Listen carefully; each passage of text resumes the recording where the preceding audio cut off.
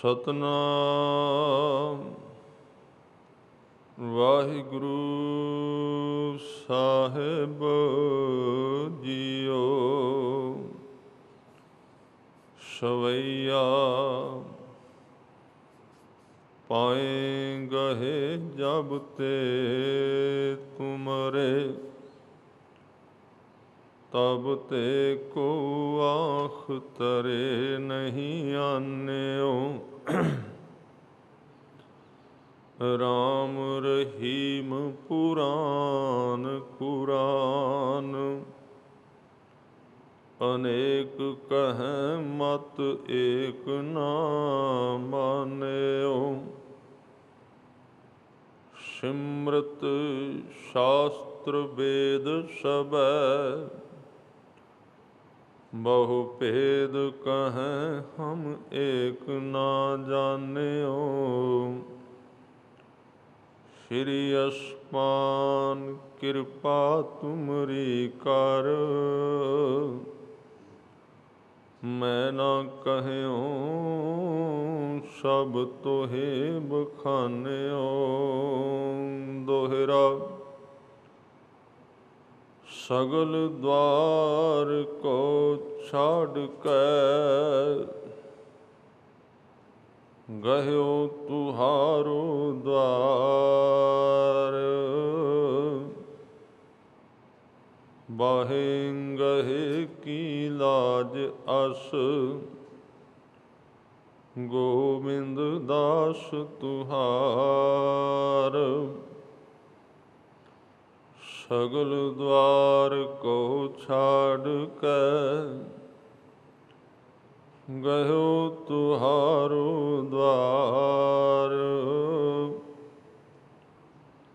बाहेंगहे की लाज आस,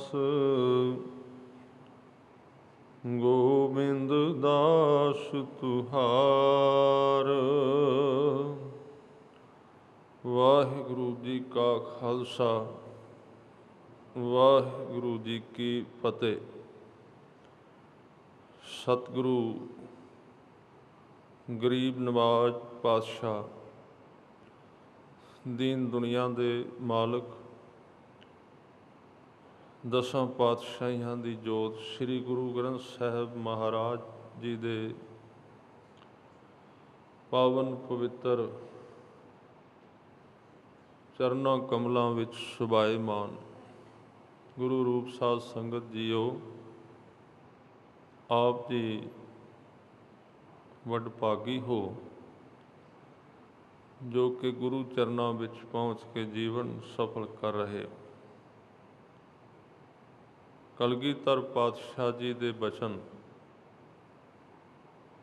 चौपाई साहब दे अखीर ते जो सवैया और दोहरा है, आप जी ने सरवण किया है। इस सवैये और दोहरे विच जिन्नियां बाणियां गुरु गोबिंद सिंह पातशाह जी ने उचारियां हन और दसम ग्रंथ विच मौजूद ने,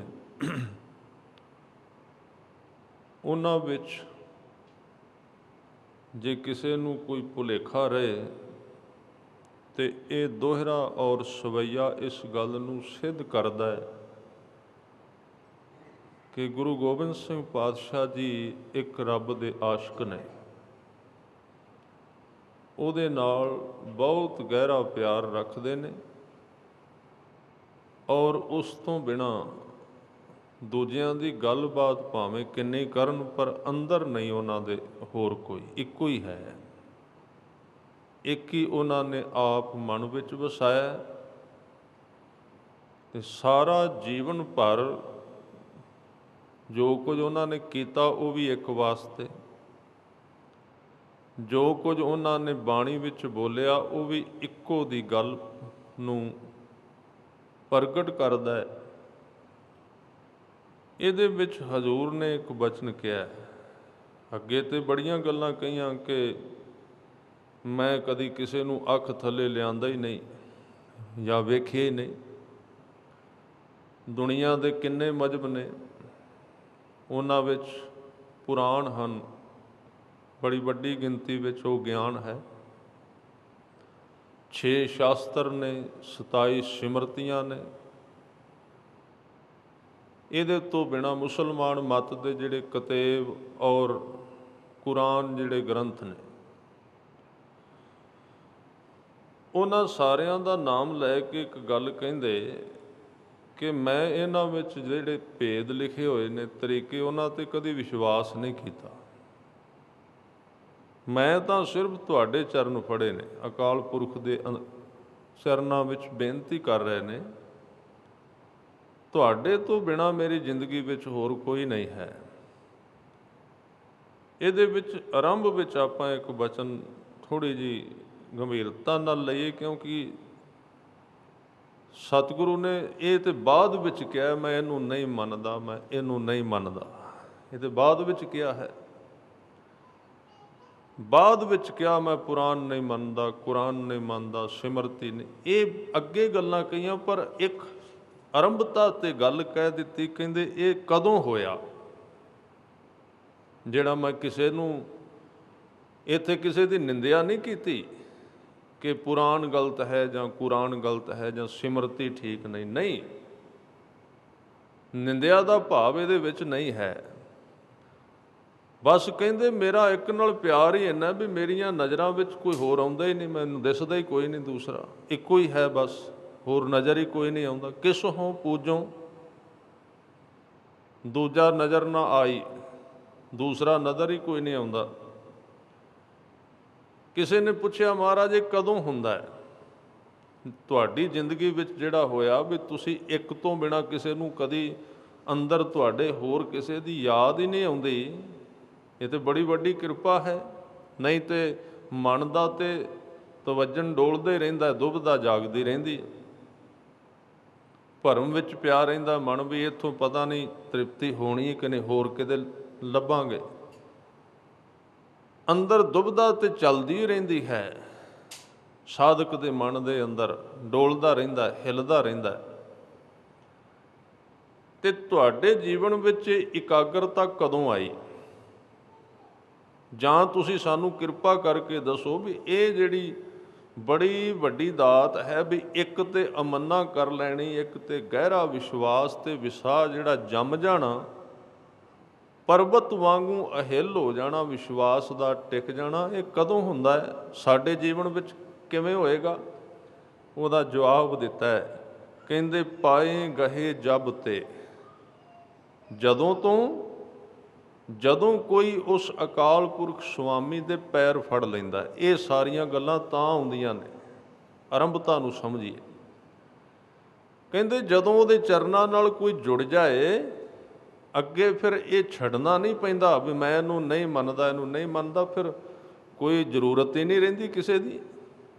ਸਭੇ ਥੋਕ ਪ੍ਰਾਪਤੇ ਜੇ ਆਵੇ ਇੱਕ ਹੱਥ, ਜੇ ਵੱਡੇ ਨਾਲ ਸੰਬੰਧ ਬਣ ਜਾਏ, ਸਾਧ ਸੰਗਤ ਛੋਟਿਆਂ ਨਾਲ ਨਾ ਨਫ਼ਰਤ ਕਰਨ ਦੀ ਲੋੜ ਤੇ ਨਾ ਮਿੱਤਰਤਾ ਕਰਨ ਦੀ ਲੋੜ, ਕੋਈ ਵੀ ਨਹੀਂ। ਪਰ ਅਸੀਂ ਇਹਦੇ ਅਰਥ ਕਈ ਵਾਰੀ ਗਲਤ ਕੱਢ ਜਾਂਦੇ ਹਾਂ। ਅਸੀਂ ਅਗਲੀਆਂ ਪੰਕਤੀਆਂ ਦੇ ਉੱਤੇ ਤੇ ਸਾਰਾ ਭਾਸ਼ਣ ਦੇ ਦਿੰਦੇ ਹਾਂ, ਅਸੀਂ ਇਹਨੂੰ ਨਹੀਂ ਮੰਨਦੇ, ਅਸੀਂ ਇਹਨੂੰ ਨਹੀਂ ਮੰਨਦੇ, ਪਰ ਜਿਹੜੀ ਮੁੱਢ ਮੂਲ ਸੀ ਇਹ ਕਿਵੇਂ ਹੁੰਦਾ ਹੈ, ਇਹ ਤਾਂ ਅਸੀਂ ਛੱਡ ਹੀ ਦਿੱਤਾ, ਚਰਨ ਤੇ ਫੜੇ ਨਹੀਂ ਕਦੀ।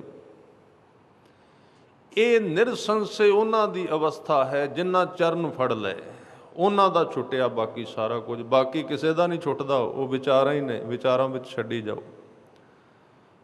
ਸਗੋਂ ਇੱਕ ਤਜਰਬਾ ਹੈ ਕਿ ਬੰਦਾ ਜਿਹਦੇ ਨਾਲ ਅੰਦਰੋਂ ਇਹ ਕਹਿੰਦਾ ਰਹਿੰਦਾ ਵਾਰ-ਵਾਰ ਮੈਂ ਇਹਨੂੰ ਨਹੀਂ ਮੰਨਦਾ, ਮੈਂ ਇਹਨੂੰ ਨਹੀਂ ਮੰਨਦਾ, ਉਹਦਾ ਧਿਆਨ ਉਹਦੇ ਵਿੱਚ ਹੀ ਰਹਿੰਦਾ ਹੈ। ਗੱਲ ਤੇ ਧਿਆਨ ਦੀ ਹੈ ਨਾ, ਧਿਆਨ ਉਹਦੇ ਵਿੱਚ ਹੀ ਰਹੇਗਾ। ਉਹਦਾ ਛੁੱਟੇਗਾ ਕਦੋਂ? ਜਦੋਂ ਉਹਦਾ ਧਿਆਨ ਇੱਕ ਵਿੱਚ ਚਲਾ ਗਿਆ, ਬਾਕੀ ਫਿਰ ਜੁੜਨਾ ਹੀ ਕਿਹਦੇ ਨਾਲ? ਜੁੜਨ ਵਾਲੀ ਚੀਜ਼ ਹੀ ਧਿਆਨ ਹੈ। ਉਹ ਤੇ ਉਹਦੇ ਵਿੱਚ ਲੀਨ ਹੋ ਗਿਆ, ਉਹਦੇ ਅੰਦਰ ਜੁੜ ਗਿਆ ਤੇ ਚਰਨਾਂ ਨੂੰ ਫੜਿਆ। ਕਹਿੰਦੇ ਪਾਏ, ਪਾਏ ਦਾ ਅਰਥ ਹੈ ਪੈਰ, ਗਹੇ ਦਾ ਅਰਥ ਹੈ ਫੜ ਲਏ। ਜਬ ਤੇ ਤੁਮਰੇ, ਹੇ ਅਕਾਲ ਪੁਰਖ ਵਾਹਿਗੁਰੂ, ਜਦੋਂ ਦੇ ਮੈਂ ਤੁਹਾਡੇ ਚਰਨ ਫੜੇ ਨੇ, ਤਬ ਤੇ ਕੋਈ ਆਂਖ ਤਰੇ ਨਹੀਂ ਆਨੇ। ਉਦੋਂ ਬਾਅਦ ਇਹ ਨਹੀਂ ਵੀ ਮੈਂ ਕਿਸੇ ਨੂੰ ਵਹਿੰਦਾ ਨਹੀਂ, ਵੇਖਦਾ ਹਾਂ, पर मेरियां अखां विच ਉਹ ਆਉਂਦਾ ਹੀ नहीं, ਉਹਦੀ तस्वीर ही नहीं बनती, अंदर नहीं जाती, बाहरों बाहरों वेख लईदा है।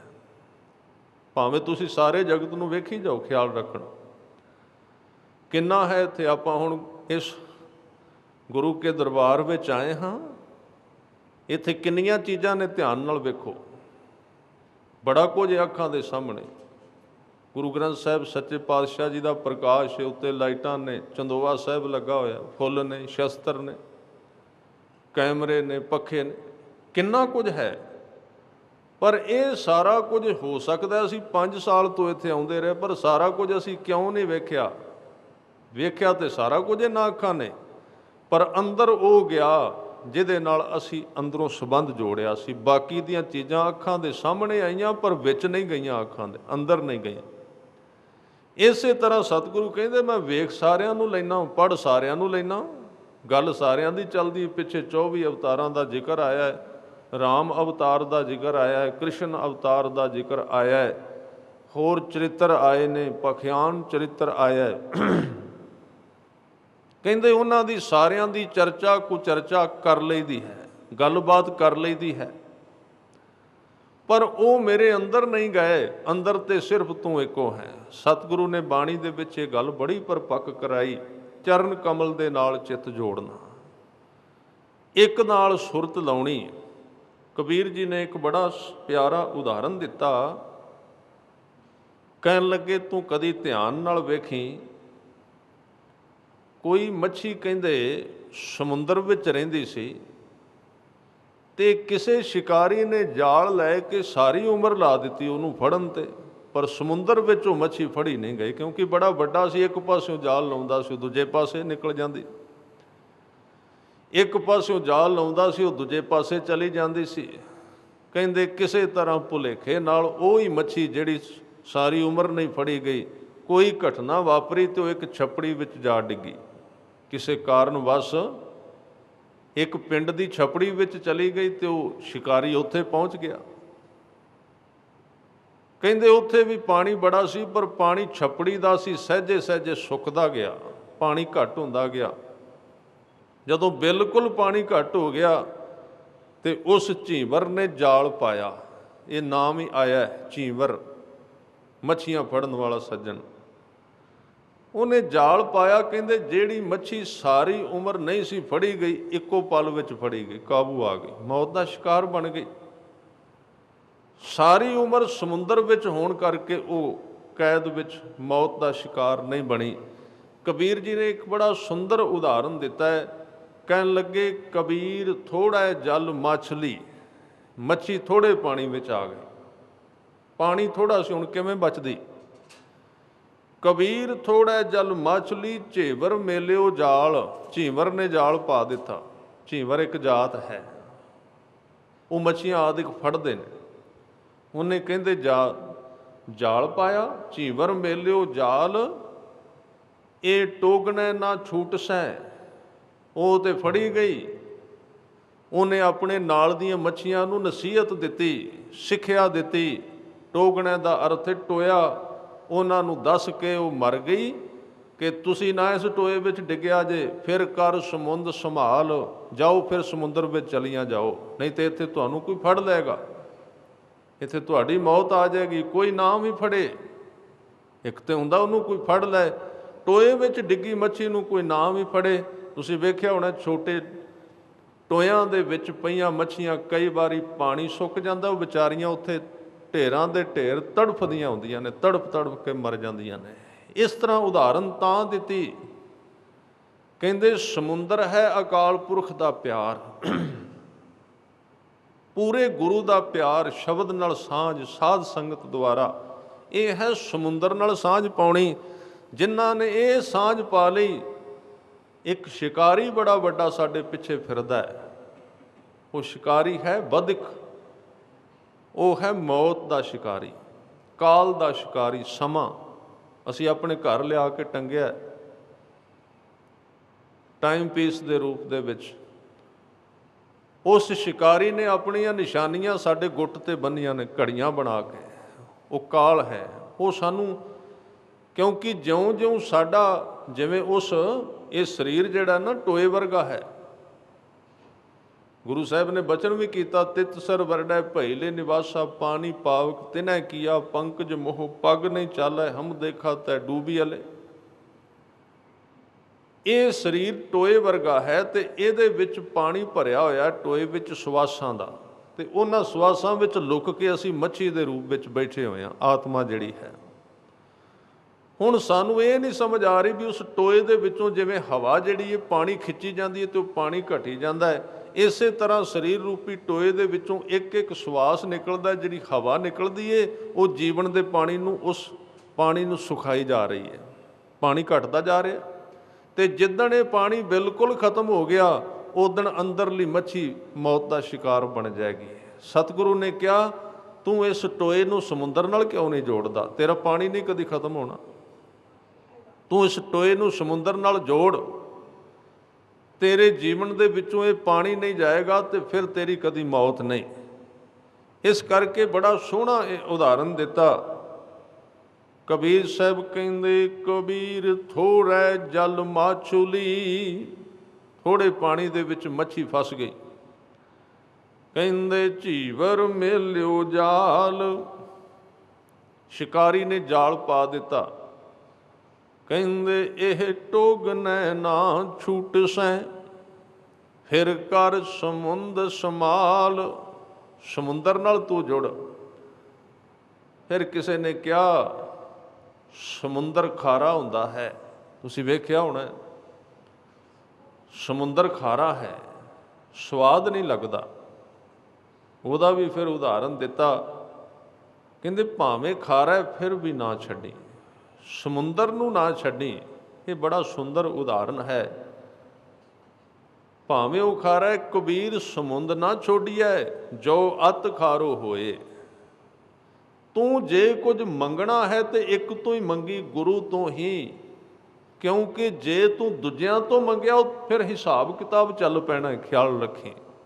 ਲੋਕ ਕਹਿੰਦੇ ਨੇ ਫਲਾਣੇ ਥਾਂ ਤੇ ਗਏ ਸੀ, ਉੱਥੋਂ ਝੱਟ ਮਿਲ ਗਿਆ, ਗੁਰਦੁਆਰੇ ਤੇ ਇੰਨੀ ਸਾਲ ਹੋ ਗਏ ਹੁੰਦਿਆਂ ਨੂੰ। ਫਲਾਣੇ ਥਾਂ ਤੇ ਦੀਵਾ ਜਗਾਇਆ ਸੀ, ਉੱਥੋਂ ਤੇ ਜਲਦੀ ਮਿਲ ਗਿਆ। ਵੈਸੇ ਤੇ ਗੁਰੂ ਸਾਹਿਬ ਕਹਿੰਦੇ ਬਈ 80% ਤੇ ਇਹ ਫਰਾਡ ਹੀ ਹੁੰਦਾ ਹੈ, ਝੂਠ ਹੁੰਦਾ ਹੈ, ਉਹ ਬੰਦੇ ਦੇ ਆਪਣੇ ਭਾਗਾਂ ਨਾਲ ਹੀ ਮਿਲਦਾ ਹੈ। ਪਰ ਜੇ ਕਿਸੇ ਕਿਸੇ ਥਾਂ ਤੇ ਕੁਝ ਨਾ ਕੁਝ ਮਿਲੇ ਵੀ, ਕਿਉਂਕਿ ਜਿਨ੍ਹਾਂ ਨੇ ਸਿੱਧ ਹੋਏ ਨੇ, ਸਮਾਧੀਆਂ ਲਾਈਆਂ ਨੇ, ਤੇ ਉਹਨਾਂ ਦਾ ਪ੍ਰਯੋਜਨ ਹੀ ਇਹ ਸੀ ਸ਼ਕਤੀਆਂ ਇਕੱਠੀਆਂ ਕਰਨੀਆਂ, ਸਿੱਧ ਬਣ ਜਾਣਾ। ਤੇ ਸਿੱਧ ਬਣ ਕੇ ਫਿਰ ਇੱਛਾ ਥੋੜ੍ਹੀ ਮਰੀ ਹੈ, ਮੁਕਤ ਥੋੜ੍ਹੀ ਹੋਏ ਨੇ। ਇੱਕ ਪਰਿਵਾਰ ਛੱਡਿਆ ਸੀ ਤੇ ਹਜ਼ਾਰਾਂ ਪਰਿਵਾਰਾਂ ਨਾਲ ਜੁੜ ਗਏ। ਉਹ ਪਰਿਵਾਰ ਆ ਕੇ ਮੰਗਦੇ ਰਹੇ, ਉਹਨਾਂ ਨੇ ਆਪਣੀਆਂ ਕੀਤੀਆਂ ਹੋਈਆਂ ਕਮਾਈਆਂ ਜਿਹੜੀਆਂ ਰਿੱਧੀਆਂ ਸਿੱਧੀਆਂ ਇਕੱਠੀਆਂ ਕੀਤੀਆਂ, ਉਹਦੇ ਵਿੱਚੋਂ ਦਿੱਤਾ ਉਹਨਾਂ ਨੂੰ ਵੀ ਲਓ ਤੁਹਾਡਾ ਇਹ ਕੰਮ ਹੋ ਜਾਏਗਾ, ਤੁਹਾਡਾ ਇਹ ਹੋ ਜਾਏਗਾ।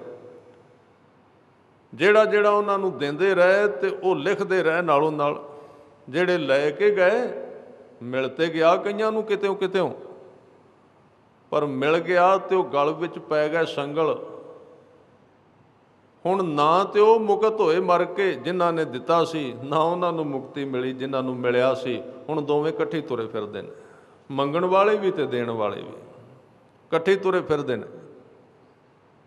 ਇਹ ਜੇ ਹੋਰ ਕਿਸੇ ਤੋਂ ਮੰਗਣਾ ਹੈ ਤਾਂ ਹੀ ਗੁਰੂ ਸਾਹਿਬ ਨੇ ਕਿਹਾ ਵੀ ਸਿਰ ਦੁੱਖਾਂ ਕੇ ਦੁੱਖ ਹੈ। ਕਿਉਂਕਿ ਜੇ ਤੂੰ ਇੱਕ ਵਾਹਿਗੁਰੂ ਨੂੰ, ਗੁਰੂ ਨੂੰ ਛੱਡ ਕੇ ਹੋਰ ਕਿਤੇ ਮੰਗਣਾ ਸੱਜਣਾ, ਲੈਣ ਦੇਣ ਸ਼ੁਰੂ ਹੋ ਜਾਏਗਾ। ਜਿਹਨੇ ਦਿੱਤਾ ਫਿਰ ਉਹਨੇ ਮੰਗਣਾ ਤੇਰੇ ਤੋਂ, ਦੇ।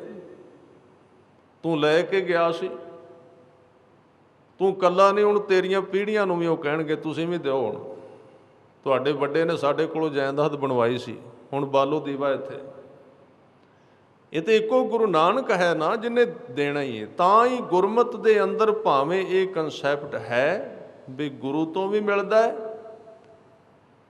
ਤੇ ਜਿਹੜੇ ਗੁਰੂ ਦੇ ਚਰਨਾਂ ਨਾਲ ਜੁੜ ਗਏ, ਗੁਰਮੁਖ ਹੋ ਗਏ, ਗੁਰਸਿੱਖ ਬ੍ਰਹਮ ਗਿਆਨੀ ਹੋ ਗਏ, ਉਹਨਾਂ ਕੋਲ ਵੀ ਲੋਕ ਜਾਂਦੇ ਨੇ। ਪਰ ਜਿਹੜੇ ਗੁਰੂ ਗ੍ਰੰਥ ਸਾਹਿਬ ਦੇ ਗੁਰਮੁਖ ਨੇ, ਗੁਰਸਿੱਖ ਨੇ, ਉਹ ਕਦੀ ਇਹ ਨਹੀਂ ਕਹਿਣਗੇ ਮੈਂ ਤੁਹਾਨੂੰ ਇਹ ਦੇਣਾ ਹੈ, ਕਦੀ ਨਹੀਂ ਕਹਿਣਗੇ। ਇਹਦੇ ਵਿੱਚ ਬੜਾ ਭੇਦ ਹੈ, ਕਿਉਂਕਿ ਇਹ ਗੁਰਮਤਿ ਦਾ ਹਿੱਸਾ ਹੀ ਨਹੀਂ। ਉਹ ਕਹਿ ਨਹੀਂ ਸਕਦੇ ਅਸੀਂ ਦੇਣਾ, ਉਹ ਕਹਿਣਗੇ ਵੀ ਗੁਰੂ ਨੇ ਦੇਣਾ ਹੈ। ਕਿਉਂਕਿ ਜਿਹੜਾ ਤੁਹਾਨੂੰ ਗੁਰੂ ਨੇ ਦਿੱਤਾ ਉਹਨੇ ਵਾਪਸ ਨਹੀਂ ਮੰਗਣਾ। ਜਿਹੜਾ ਬੰਦੇ ਨੇ ਦਿੱਤਾ ਫਿਰ ਉਹ ਕਹੇਗਾ ਤੁਸੀਂ ਲੈ ਕੇ ਗਏ ਸੀ, ਵਾਪਸ ਕਿਉਂ ਨਹੀਂ ਲਿਆਏ। ਫਿਰ ਉਹ ਸਾਰੇ ਬੰਧਨ ਪੈ ਗਏ, ਸਾਰੇ ਦੁੱਖ ਬਣ ਗਏ। ਆਦਮੀ ਫਸ ਗਿਆ, ਮੰਗਣ ਵਾਲਾ ਵੀ ਤੇ ਦੇਣ ਵਾਲਾ ਵੀ। ਇਸ ਲਈ ਦੱਦਾ ਦਾਤਾ ਏਕ ਹੈ, ਸਭ ਕੋ ਦੇਵਨਹਾਰ। ਇੱਕੋ ਹੀ ਦਾਤਾ ਹੈ, ਹੋਰ ਕੋਈ ਹੈ ਨਹੀਂ। ਜੇ ਛੋਟੇ ਛੋਟੇ ਕੁਝ ਦਿੰਦੇ ਵੀ ਨੇ ਤੇ ਉੱਥੋਂ ਲਿਆ ਕੇ ਦਿੰਦੇ।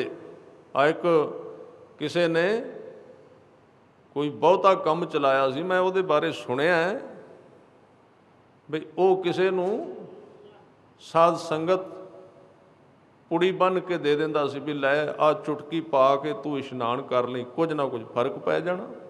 ਕੁਝ ਮਨ ਦੀ ਵੀ ਸਥਿਤੀ ਹੁੰਦੀ, ਮਨ ਸੋਚ ਲੈਂਦਾ, ਉੱਥੇ ਇਹ ਵੀ ਰਲ ਜਾਂਦਾ। ਪਰ ਉੱਥੇ ਕਈਆਂ ਨੂੰ ਸਕੂਨ ਮਿਲਿਆ ਤੇ ਉੱਥੇ ਕੋਈ ਸਿੱਖ ਵੀ ਚਲਾ ਗਿਆ, ਗੁਰਸਿੱਖ, ਜਿਹੜਾ ਗੁਰਦੁਆਰੇ ਜਾਂਦਾ ਸੀ, ਗੁਰੂ ਗ੍ਰੰਥ ਸਾਹਿਬ ਕੋਲ ਜਾਂਦਾ ਸੀ, ਗੁਰਮੁਖਾਂ ਦੀ ਸੰਗਤ ਕਰਦਾ ਸੀ।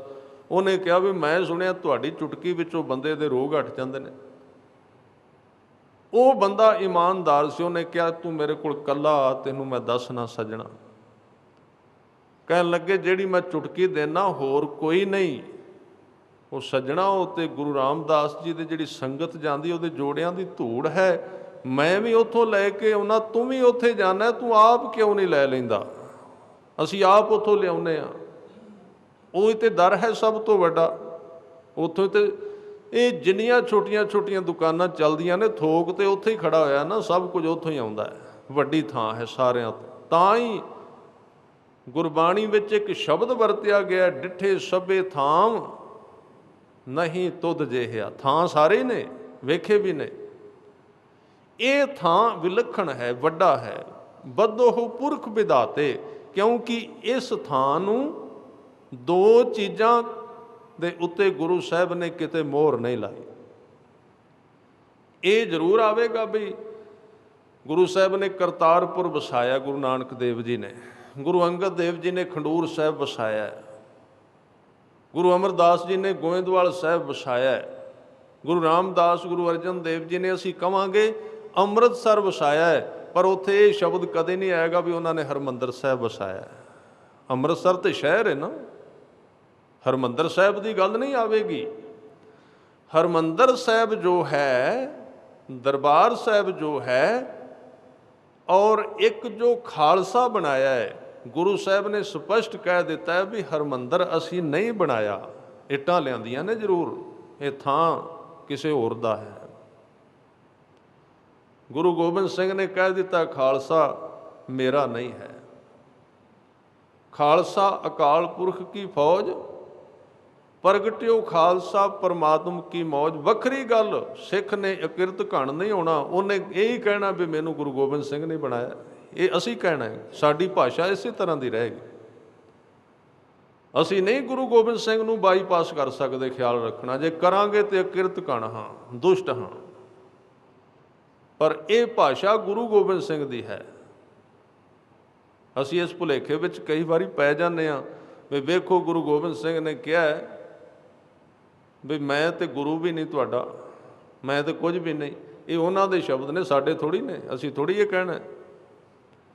ਦੋ ਚੀਜ਼ਾਂ ਸਿੱਧੇ ਡਾਇਰੈਕਟ ਅਕਾਲ ਪੁਰਖ ਤੋਂ ਆਈਆਂ ਨੇ, ਖਾਲਸਾ ਪ੍ਰਗਟਿਓ ਪਰਮਾਤਮ ਕੀ ਮੌਜ, ਤੇ ਇੱਕ ਸਿੱਖ ਦਾ ਹਿਰਦਾ ਕੇਂਦਰ ਦਰਬਾਰ ਸਾਹਿਬ, ਉਹਦੇ ਬਾਰੇ ਕਿਹਾ ਗਿਆ ਹੈ ਕਿ ਡਿੱਠੇ ਸਭੇ ਥਾਮ ਨਹੀਂ ਤੁਧ ਜਿਹਾ। ਇਹ ਕਿਉਂ? ਕਿਉਂਕਿ ਬੱਧੋ ਦਾ ਅਰਥ ਹੈ ਬਣਾਉਣਾ, ਬੰਨ੍ਹਣਾ। ਪੁਰਖ ਵਿਧਾਤੇ, ਤਾਂ ਤੂੰ ਸੋਹਿਆ, ਤੈਨੂੰ ਰੱਬ ਨੇ ਆਪ ਬਣਾਇਆ। ਔਰ ਇਹ ਇੱਕ ਬੜੀ ਪਵਿੱਤਰ ਰਵਾਇਤ ਹੈ ਕਿ ਦਰਬਾਰ ਸਾਹਿਬ ਦੇ ਪਿਛਲੇ ਪਾਸੇ ਜਿੱਥੇ ਤੁਸੀਂ ਚੁਲਾ ਲੈਂਦੇ ਹੋ, ਉਹਨੂੰ ਕਹਿੰਦੇ ਹਰ ਕੀ ਪੌੜੀ। ਇੱਥੇ ਕਿਤੇ ਸਿੱਖਾਂ ਨੇ ਜਦੋਂ ਸੇਵਾ ਚੱਲਦੀ ਸੀ ਤੇ ਸਾਧ ਸੰਗਤ, ਇਸ ਥਾਂ ਤੇ ਸਿੱਖਾਂ ਨੇ ਇੱਕ ਸ਼ਖਸੀਅਤ ਵੇਖੀ, ਇੱਕ ਸਰੀਰ ਵੇਖਿਆ ਸੇਵਾ ਕਰਦਾ ਹੋਇਆ, ਜਿਹਦੇ ਸੀਸ ਤੇ ਟੋਕਰੀ ਹੈ, ਚਿਹਰਾ ਉਹਦਾ ਜਗਮਗ ਕਰਦਾ ਹੈ। ਉਹਦਾ ਸਰੀਰ ਲੱਗਦਾ ਤੇ ਮਨੁੱਖ ਦਾ ਹੈ, ਪਰ ਉਹਦੇ ਵਿੱਚੋਂ ਇੰਨੀ ਖਿੱਚ ਪੈਂਦੀ ਹੈ ਕਿ ਹਰ ਇੱਕ ਦੀਆਂ ਨਜ਼ਰਾਂ ਉਹਦੇ ਉੱਤੇ ਟਿਕਦੀਆਂ ਜਾਂਦੀਆਂ ਨੇ। ਟੋਕਰੀਆਂ ਭਰ ਭਰ ਕੇ ਲਿਜਾਉਂਦਾ ਹੈ। ਤੇ ਜਦੋਂ ਇਹ ਸਭ ਕੁਝ ਇੱਕ ਨੇ ਵੇਖਿਆ, ਉਹਨੇ ਦੂਜੇ ਨੂੰ ਦੱਸਿਆ ਵੀ ਇਹ ਆਦਮੀ ਕਿੱਥੋਂ ਆਇਆ। ਕਿਉਂਕਿ ਜਿੱਥੇ ਸੇਵਾ ਚੱਲਦੀ ਹੋਵੇ, ਤੁਹਾਨੂੰ ਪਤਾ ਹੈ, ਹੁਣ ਆਪਾਂ ਇੱਥੇ ਆਉਂਦੇ ਹਾਂ, ਸਾਨੂੰ ਪਤਾ ਹੈ ਵੀ ਕਿਹੜੇ ਕਿਹੜੇ ਸਰੀਰ ਰੋਜ਼ ਆਉਂਦੇ ਨੇ, ਪਹਿਚਾਣ ਹੁੰਦੀ ਹੈ। ਜੇ ਕੋਈ ਨਵਾਂ ਆਵੇ ਤੇ ਧਿਆਨ ਜਾਂਦਾ ਵੀ ਇਹ ਕੌਣ ਹੈ। ਤਾਂ ਉਹਨਾਂ ਨੇ ਵੇਖਿਆ ਵੀ ਇਹ ਕਦੀ ਦੇਖੇ ਨਹੀਂ, ਪਤਾ ਨਹੀਂ ਕੌਣ ਨੇ। ਚਮਕਦਾ ਹੋਇਆ ਚਿਹਰਾ ਹੈ, ਅੱਖਾਂ ਵਿੱਚ ਖੁਸ਼ੀ ਹੈ, ਤਸੀਰ ਹੈ, ਕ੍ਰਾਂਤੀ ਇਹਨਾਂ ਦੇ ਆਲੇ ਦੁਆਲੇ। ਕੋਈ ਦੌੜ ਕੇ ਇੱਕ ਸਿੱਖ ਗਿਆ, ਮਹਾਰਾਜ ਪਤਾ ਨਹੀਂ ਕੌਣ ਸ਼ਖਸੀਅਤ ਹੈ ਕੋਈ ਜਿਹੜਾ ਉੱਥੇ ਸੇਵਾ ਕਰ ਰਿਹਾ ਹੈ। ਗੁਰੂ ਅਰਜਨ ਦੇਵ ਸੱਚੇ ਪਾਤਸ਼ਾਹ ਜੀ ਨੇ ਉੱਥੋਂ ਹੀ ਵੇਖ ਲਿਆ। ਤੁਰ ਕੇ ਆਏ ਤੇ ਸਹੀ, ਪਰ ਕਹਿੰਦੇ ਗੁਰਸਿੱਖੋ ਜਾਂਦਿਆਂ ਨੂੰ ਉੱਥੇ ਨਹੀਂ ਹੋਵੇਗਾ, ਹੈ ਉੱਥੇ ਹੀ, ਪਰ ਤੁਹਾਡੀ ਨਜ਼ਰ ਤੋਂ ਓਹਲੇ ਹੋ ਜਾਏਗਾ। ਤਾਂ ਉੱਥੇ ਸਤਿਗੁਰੂ ਨੇ ਫਿਰ ਬਚਨ ਉਚਾਰਿਆ, ਕਹਿਣ ਲੱਗੇ ਇਹ ਖੁਦ ਆਇਆ ਸੀ, ਕਿਉਂਕਿ ਇਹ ਪੁਰਖ ਵਿਧਾਤਾ ਸੀ, ਸਰੀਰ ਧਾਰ ਕੇ ਆ ਗਿਆ। ਬੱਧੋਂ ਪੁਰਖ ਵਿਧਾਤੇ ਤਾਂ ਤੂੰ ਸੋਹਿਆ। ਫਿਰ ਉੱਥੇ ਸ਼ਬਦ ਉਚਾਰਿਆ, ਕਹਿੰਦੇ ਸੰਤਾਂ ਕੇ ਕਾਰਜ ਆਪ ਖਲੋਇਆ, ਹਰ ਕੰਮ ਕਰਾਵਣ ਆਇਆ ਰਾਮ। ਤਰਤ ਸੁਹਾਵੀ ਤਾਲ ਸੁਹਾਵਾ, ਵਿੱਚ ਅੰਮ੍ਰਿਤ ਜਲ ਛਾਇਆ ਰਾਮ। ਇਹ ਪੁਰਖ ਵਿਧਾਤੇ ਨੇ ਬਣਾਇਆ। ਤਾਂ ਮੈਂ ਗੱਲ ਕਰ ਰਿਹਾ ਸੀ, ਇੰਨਾ ਵੱਡੀ ਕਿਰਪਾ ਸਿੱਖ ਦੀ ਝੋਲੀ ਵਿੱਚ ਸਤਿਗੁਰਾਂ ਨੇ ਪਾਈ, ਸਾਰੀਆਂ ਬਰਕਤਾਂ ਉੱਥੋਂ ਦਿੱਤੀਆਂ। ਪਰ ਗੱਲ ਇਹ ਹੈ, ਇਹ ਗੱਲਾਂ ਬਾਅਦ ਵਿੱਚ ਕਿ ਅਸੀਂ ਕਿਸੇ ਹੋਰ ਨੂੰ ਨਹੀਂ ਮੰਨਦੇ, ਉਹਦੇ ਤੋਂ ਪਹਿਲੀ ਗੱਲ ਇਹ ਅਸੀਂ ਇੱਕ ਨੂੰ ਮੰਨਦੇ ਹਾਂ ਕਿ ਨਹੀਂ, ਫਿਰ ਤੇ ਅੱਗੇ ਤੁਰੀਏ।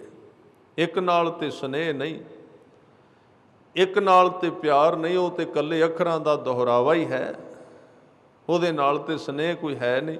ਫਿਰ ਅਸੀਂ ਦੂਜਿਆਂ ਤੋਂ ਕਿਵੇਂ ਛੁੱਟ ਸਕਨੇ ਹਾਂ। ਸਤਿਗੁਰੂ ਨੇ ਜਿਹੜਾ ਸਿਧਾਂਤ ਦਿੱਤਾ ਹੈ, ਕਹਿਣ ਲੱਗੇ ਸੱਜਣਾ ਤੂੰ ਉਹਨਾਂ ਨਾਲ ਨਫ਼ਰਤ ਨਾ ਕਰੀਂ, ਨਾ ਤੂੰ, ਗੁਰੂ ਨੇ ਰੋਕਿਆ ਵੀ ਝੁਕੀ ਨਾ, ਪਰ ਅੰਦਰੋਂ ਅੰਦਰ ਹੀ ਉਹਨਾਂ ਨਾਲ ਦੁੱਖ ਵੀ ਨਾ ਕਰੀ ਤੂੰ। ਇਹ ਵੀ ਨਹੀਂ, ਇਹ ਵੀ ਤੇਰੇ ਵਾਸਤੇ ਠੀਕ ਨਹੀਂ ਹੈ, ਉਹ ਵੀ ਕੋਈ ਦੁਨੀਆ ਹੈ। ਤੇ ਹਜ਼ੂਰ ਨੇ ਇੱਥੋਂ ਤੱਕ ਕਹਿ ਦਿੱਤਾ, ਕਹਿਣ ਲੱਗੇ ਤੂੰ ਇੱਕ ਨਾਲ ਜੁੜ ਕੇ ਵੇਖ, ਇਹ ਤੇ ਸਾਰੇ ਜਿਹੜੇ ਨੇ ਵਿਚਾਰੇ ਹੱਥ ਜੋੜ ਕੇ ਖੜੇ ਹੋ ਜਾਂਦੇ ਨੇ ਪਿਆਰ ਵਿੱਚ। ਜਿੰਨੀ ਤਰ੍ਹਾਂ ਦੀ ਦੁਨੀਆ ਹੈ, ਜਿੰਨੀ ਤਰ੍ਹਾਂ ਦੇ ਦੇਵਤੇ ਨੇ, ਜੋ ਕੁਝ ਹੈ, ਉਹ ਤੇ ਮੰਗਦੇ ਰਹਿੰਦੇ ਨੇ ਇਜਾਜ਼ਤ, ਦੱਸੋ ਕੋਈ ਕੰਮ ਅਸੀਂ ਕਰੀਏ। ਗੁਰੂ ਅਮਰਦਾਸ ਸੱਚੇ ਪਾਤਸ਼ਾਹ ਜੀ ਨੇ ਸੇਵਾ ਕੀਤੀ, 12 ਸਾਲ ਸੇਵਾ ਕੀਤੀ। ਸੇਵਾ ਕਰਦਿਆਂ ਕਰਦਿਆਂ ਉਹਨਾਂ ਦੇ ਆਲੇ ਦੁਆਲੇ ਬਰਕਤਾਂ ਵਰਤਣ ਲੱਗ ਪਈਆਂ। ਜਿੱਥੋਂ ਲੰਘਣ, ਜਿਹਦੇ ਤੇ ਨਜ਼ਰ ਪਾ ਦੇਣੀ, ਉਹਦੀ ਚੜ੍ਹਦੀ ਕਲਾ ਹੋ ਜਾਣੀ, ਭਜਨ ਸੱਚੇ ਹੋਣ ਲੱਗ ਪਏ। ਇਹ ਵਾਪਰਨ ਲੱਗ ਪਿਆ। ਇੱਕ ਦਿਨ ਗੁਰੂ ਅੰਗਦ ਦੇਵ ਜੀ ਨੇ ਸੱਦ ਲਿਆ, ਕਿਉਂਕਿ ਇਹ ਬੜੀ ਔਖੀ ਘੜੀ ਹੁੰਦੀ ਹੈ। ਉੱਥੋਂ ਨਿਕਲ ਜਾਣਾ ਸਾਫ਼ ਅੱਗੇ, ਇਹ ਗੁਰੂ ਦੀ ਕਿਰਪਾ ਤੋਂ ਬਿਨਾਂ ਨਹੀਂ, ਕਿਉਂਕਿ ਬੜਾ ਰਸ ਹੈ, ਬੜਾ ਆਨੰਦ ਆਉਂਦਾ ਇਹਦੇ ਵਿੱਚ, ਬੰਦੇ ਨੂੰ ਸ਼ਖਸੀਅਤ ਮੰਨੀ ਜਾਂਦੀ ਹੈ। ਤੇ ਗੁਰੂ ਅੰਗਦ ਦੇਵ ਜੀ ਨੇ ਵੇਖਿਆ ਵੀ ਹੁਣ ਸੇਵਾ ਦਾ ਫਲ। ਇੱਕ ਦਿਨ ਆਏ ਗੁਰੂ ਅਮਰਦਾਸ ਜੀ ਨੂੰ, ਕਹਿੰਦੇ ਪੁਰਖਾ, ਉਹਨਾਂ ਨੂੰ ਪੁਰਖਾ ਕਿਆ ਕਰਦੇ ਸਨ, ਵੱਡੀ ਉਮਰ ਦੇ ਸਨ। ਪੁਰਖਾ ਵੇਖ ਤੇਰੇ ਆਲੇ ਦੁਆਲੇ ਕੀ ਹੈ। ਮਹਾਰਾਜ ਮੈਨੂੰ ਤੇ ਪਤਾ ਨਹੀਂ, ਕਿਉਂਕਿ ਇਹ ਜਦੋਂ ਗੁਰੂ ਦੀ ਕਿਰਪਾ ਹੁੰਦੀ ਉਹ ਸਰੀਰ ਨੂੰ ਨਹੀਂ ਪਤਾ ਲੱਗਦਾ। ਇਹ ਤੇ ਗੁਰਮਤ ਹੈ ਕਿ ਗੁਰੂ ਵੱਲੋਂ ਜਿਹੜੀ ਸ਼ਕਤੀ ਮਿਲਦੀ ਹੈ ਸਿੱਖ ਨੂੰ, ਉਹ ਸਿੱਖ ਦੇ ਅਧਿਕਾਰ ਖੇਤਰ ਵਿੱਚ ਨਹੀਂ ਹੁੰਦੀ। ਉਹ ਗੁਰੂ ਨੇ ਜਦੋਂ ਉਹਦੇ ਬਟਨ ਤੇ ਹੱਥ ਰੱਖਣਾ ਸਵਿਚ ਤੇ, ਉਦੋਂ ਚੱਲਣੀ ਨੇ ਤੇ ਨਹੀਂ ਚੱਲੇਗੀ। ਜੇ ਠੀਕ ਹੋਈ ਤੇ ਉਹ ਕੰਮ ਕਰ ਜਾਏਗੀ, ਜੇ ਕਰਨਾ ਹੋਇਆ ਗੁਰੂ ਨੇ, ਜੇ ਉੱਥੇ ਨਹੀਂ ਕਰਨਾ ਯਾਨੀ ਕਿ ਯੋਗ ਨਹੀਂ ਕਰਨ ਦੇ, ਸਮਾਂ ਨਹੀਂ ਆਇਆ ਗੁਰੂ ਵੱਲੋਂ, ਫਿਰ ਨਹੀਂ ਹੋਵੇਗਾ। ਗੁਰੂ ਅੰਗਦ ਦੇਵ ਜੀ ਨੇ ਕਿਹਾ ਪੁਰਖਾ ਵੇਖ ਤੇਰੇ ਆਲੇ ਦੁਆਲੇ ਕੀ ਹੈ। ਤੇ ਗੁਰੂ ਅਮਰਦਾਸ ਸੱਚੇ ਪਾਤਸ਼ਾਹ ਜੀ ਭੋਲੇ ਭਾਅ ਚੌਹਾਂ ਪਾਸਿਓਂ ਵੇਖਣ ਲੱਗ ਪਏ। ਕਹਿਣ ਲੱਗੇ ਮਹਾਰਾਜ ਆਲੇ ਦੁਆਲੇ ਕੀ ਹੈ, ਸੰਗਤ ਹੈ, ਦੀਵਾਨ ਹੈ। ਕਹਿੰਦੇ ਨਹੀਂ, ਇੱਕ ਦ੍ਰਿਸ਼ਟੀ ਪਾਈ, ਇੱਕ ਨਜ਼ਰ ਪਾਈ, ਅੰਦਰ ਵਿਖਾ ਦਿੱਤਾ, ਸਾਰਾ ਵਿਖਾਇਆ। ਕੀ ਦਿਸਿਆ, ਬਾਰਜ ਕਰ ਦਾਹਿਣੇ, ਸਿੱਧ ਸਨਮੁਖ ਮੁਖ ਜੋਵੈ। ਗੁਰੂ ਅਮਰਦਾਸ ਜੀ ਕੀ ਵਹਿੰਦੇ ਨੇ ਵੀ ਮੇਰੇ ਹੱਥ ਦੇ ਵਿੱਚ, ਦਾਹਿਣੇ ਹੱਥ ਦੇ ਵਿੱਚ ਇੱਕ ਨੂਰ ਹੈ, ਇੱਕ ਪ੍ਰਕਾਸ਼ ਹੈ। ਉਹ ਕੀ ਹੈ? ਸਿੱਧ ਸਨਮੁਖ ਮੁਖ ਜੋਵੈ। ਤੇ ਜਿੰਨੇ ਸਿੱਧ ਨੇ ਨਾ, ਗੁਪਤ ਦੁਨੀਆ ਦੇ ਸਿੱਧ ਜਿਹੜੇ ਬੜੀ ਸ਼ਕਤੀ ਰੱਖਦੇ ਨੇ, ਉਹ ਕਹਿੰਦੇ ਸਾਹਮਣੇ ਹੋ ਕੇ ਗੁਰੂ ਅਮਰਦਾਸ ਜੀ ਵੱਲ ਵੇਖ ਰਹੇ ਨੇ ਤੇ ਉਹਨਾਂ ਹੱਥ ਜੋੜੇ ਹੋਏ ਨੇ ਤੇ ਨਾਲੇ ਇਜਾਜ਼ਤ ਮੰਗ ਰਹੇ ਨੇ, ਗੁਰੂ ਅਮਰਦਾਸ ਜੀ ਦੱਸੋ ਕੀ ਕਰਨਾ, ਹੁਣੇ ਕਰ ਦਈਏ। ਸਿੱਧ ਮਨਮੁਖ ਸਨਮੁਖ ਮੁਖ ਜੋਵੈ। ਤੇ ਉਹ ਜਿਹੜਾ ਹੱਥ ਦੇ ਵਿੱਚ ਹੈ ਨਾ ਨੂਰ ਹੈ, ਜਿਹਨੂੰ ਪਦਮ ਕਿਹਾ ਕਈਆਂ ਨੇ, ਉਹ ਉਸ ਸਾਰੀ ਸ਼ਕਤੀ ਦਾ ਸੈਂਟਰ ਹੈ, ਰਿਮੋਟ ਕੰਟਰੋਲ ਹੈ। ਉਹਨੂੰ ਥੋੜ੍ਹਾ ਜਿਹਾ ਦਬਾਉਣ ਦੀ ਦੇਰ ਹੈ, ਸਾਰੀ ਸ੍ਰਿਸ਼ਟੀ ਵਿੱਚ ਹਲਚਲ ਮਚ ਸਕਦੀ ਹੈ।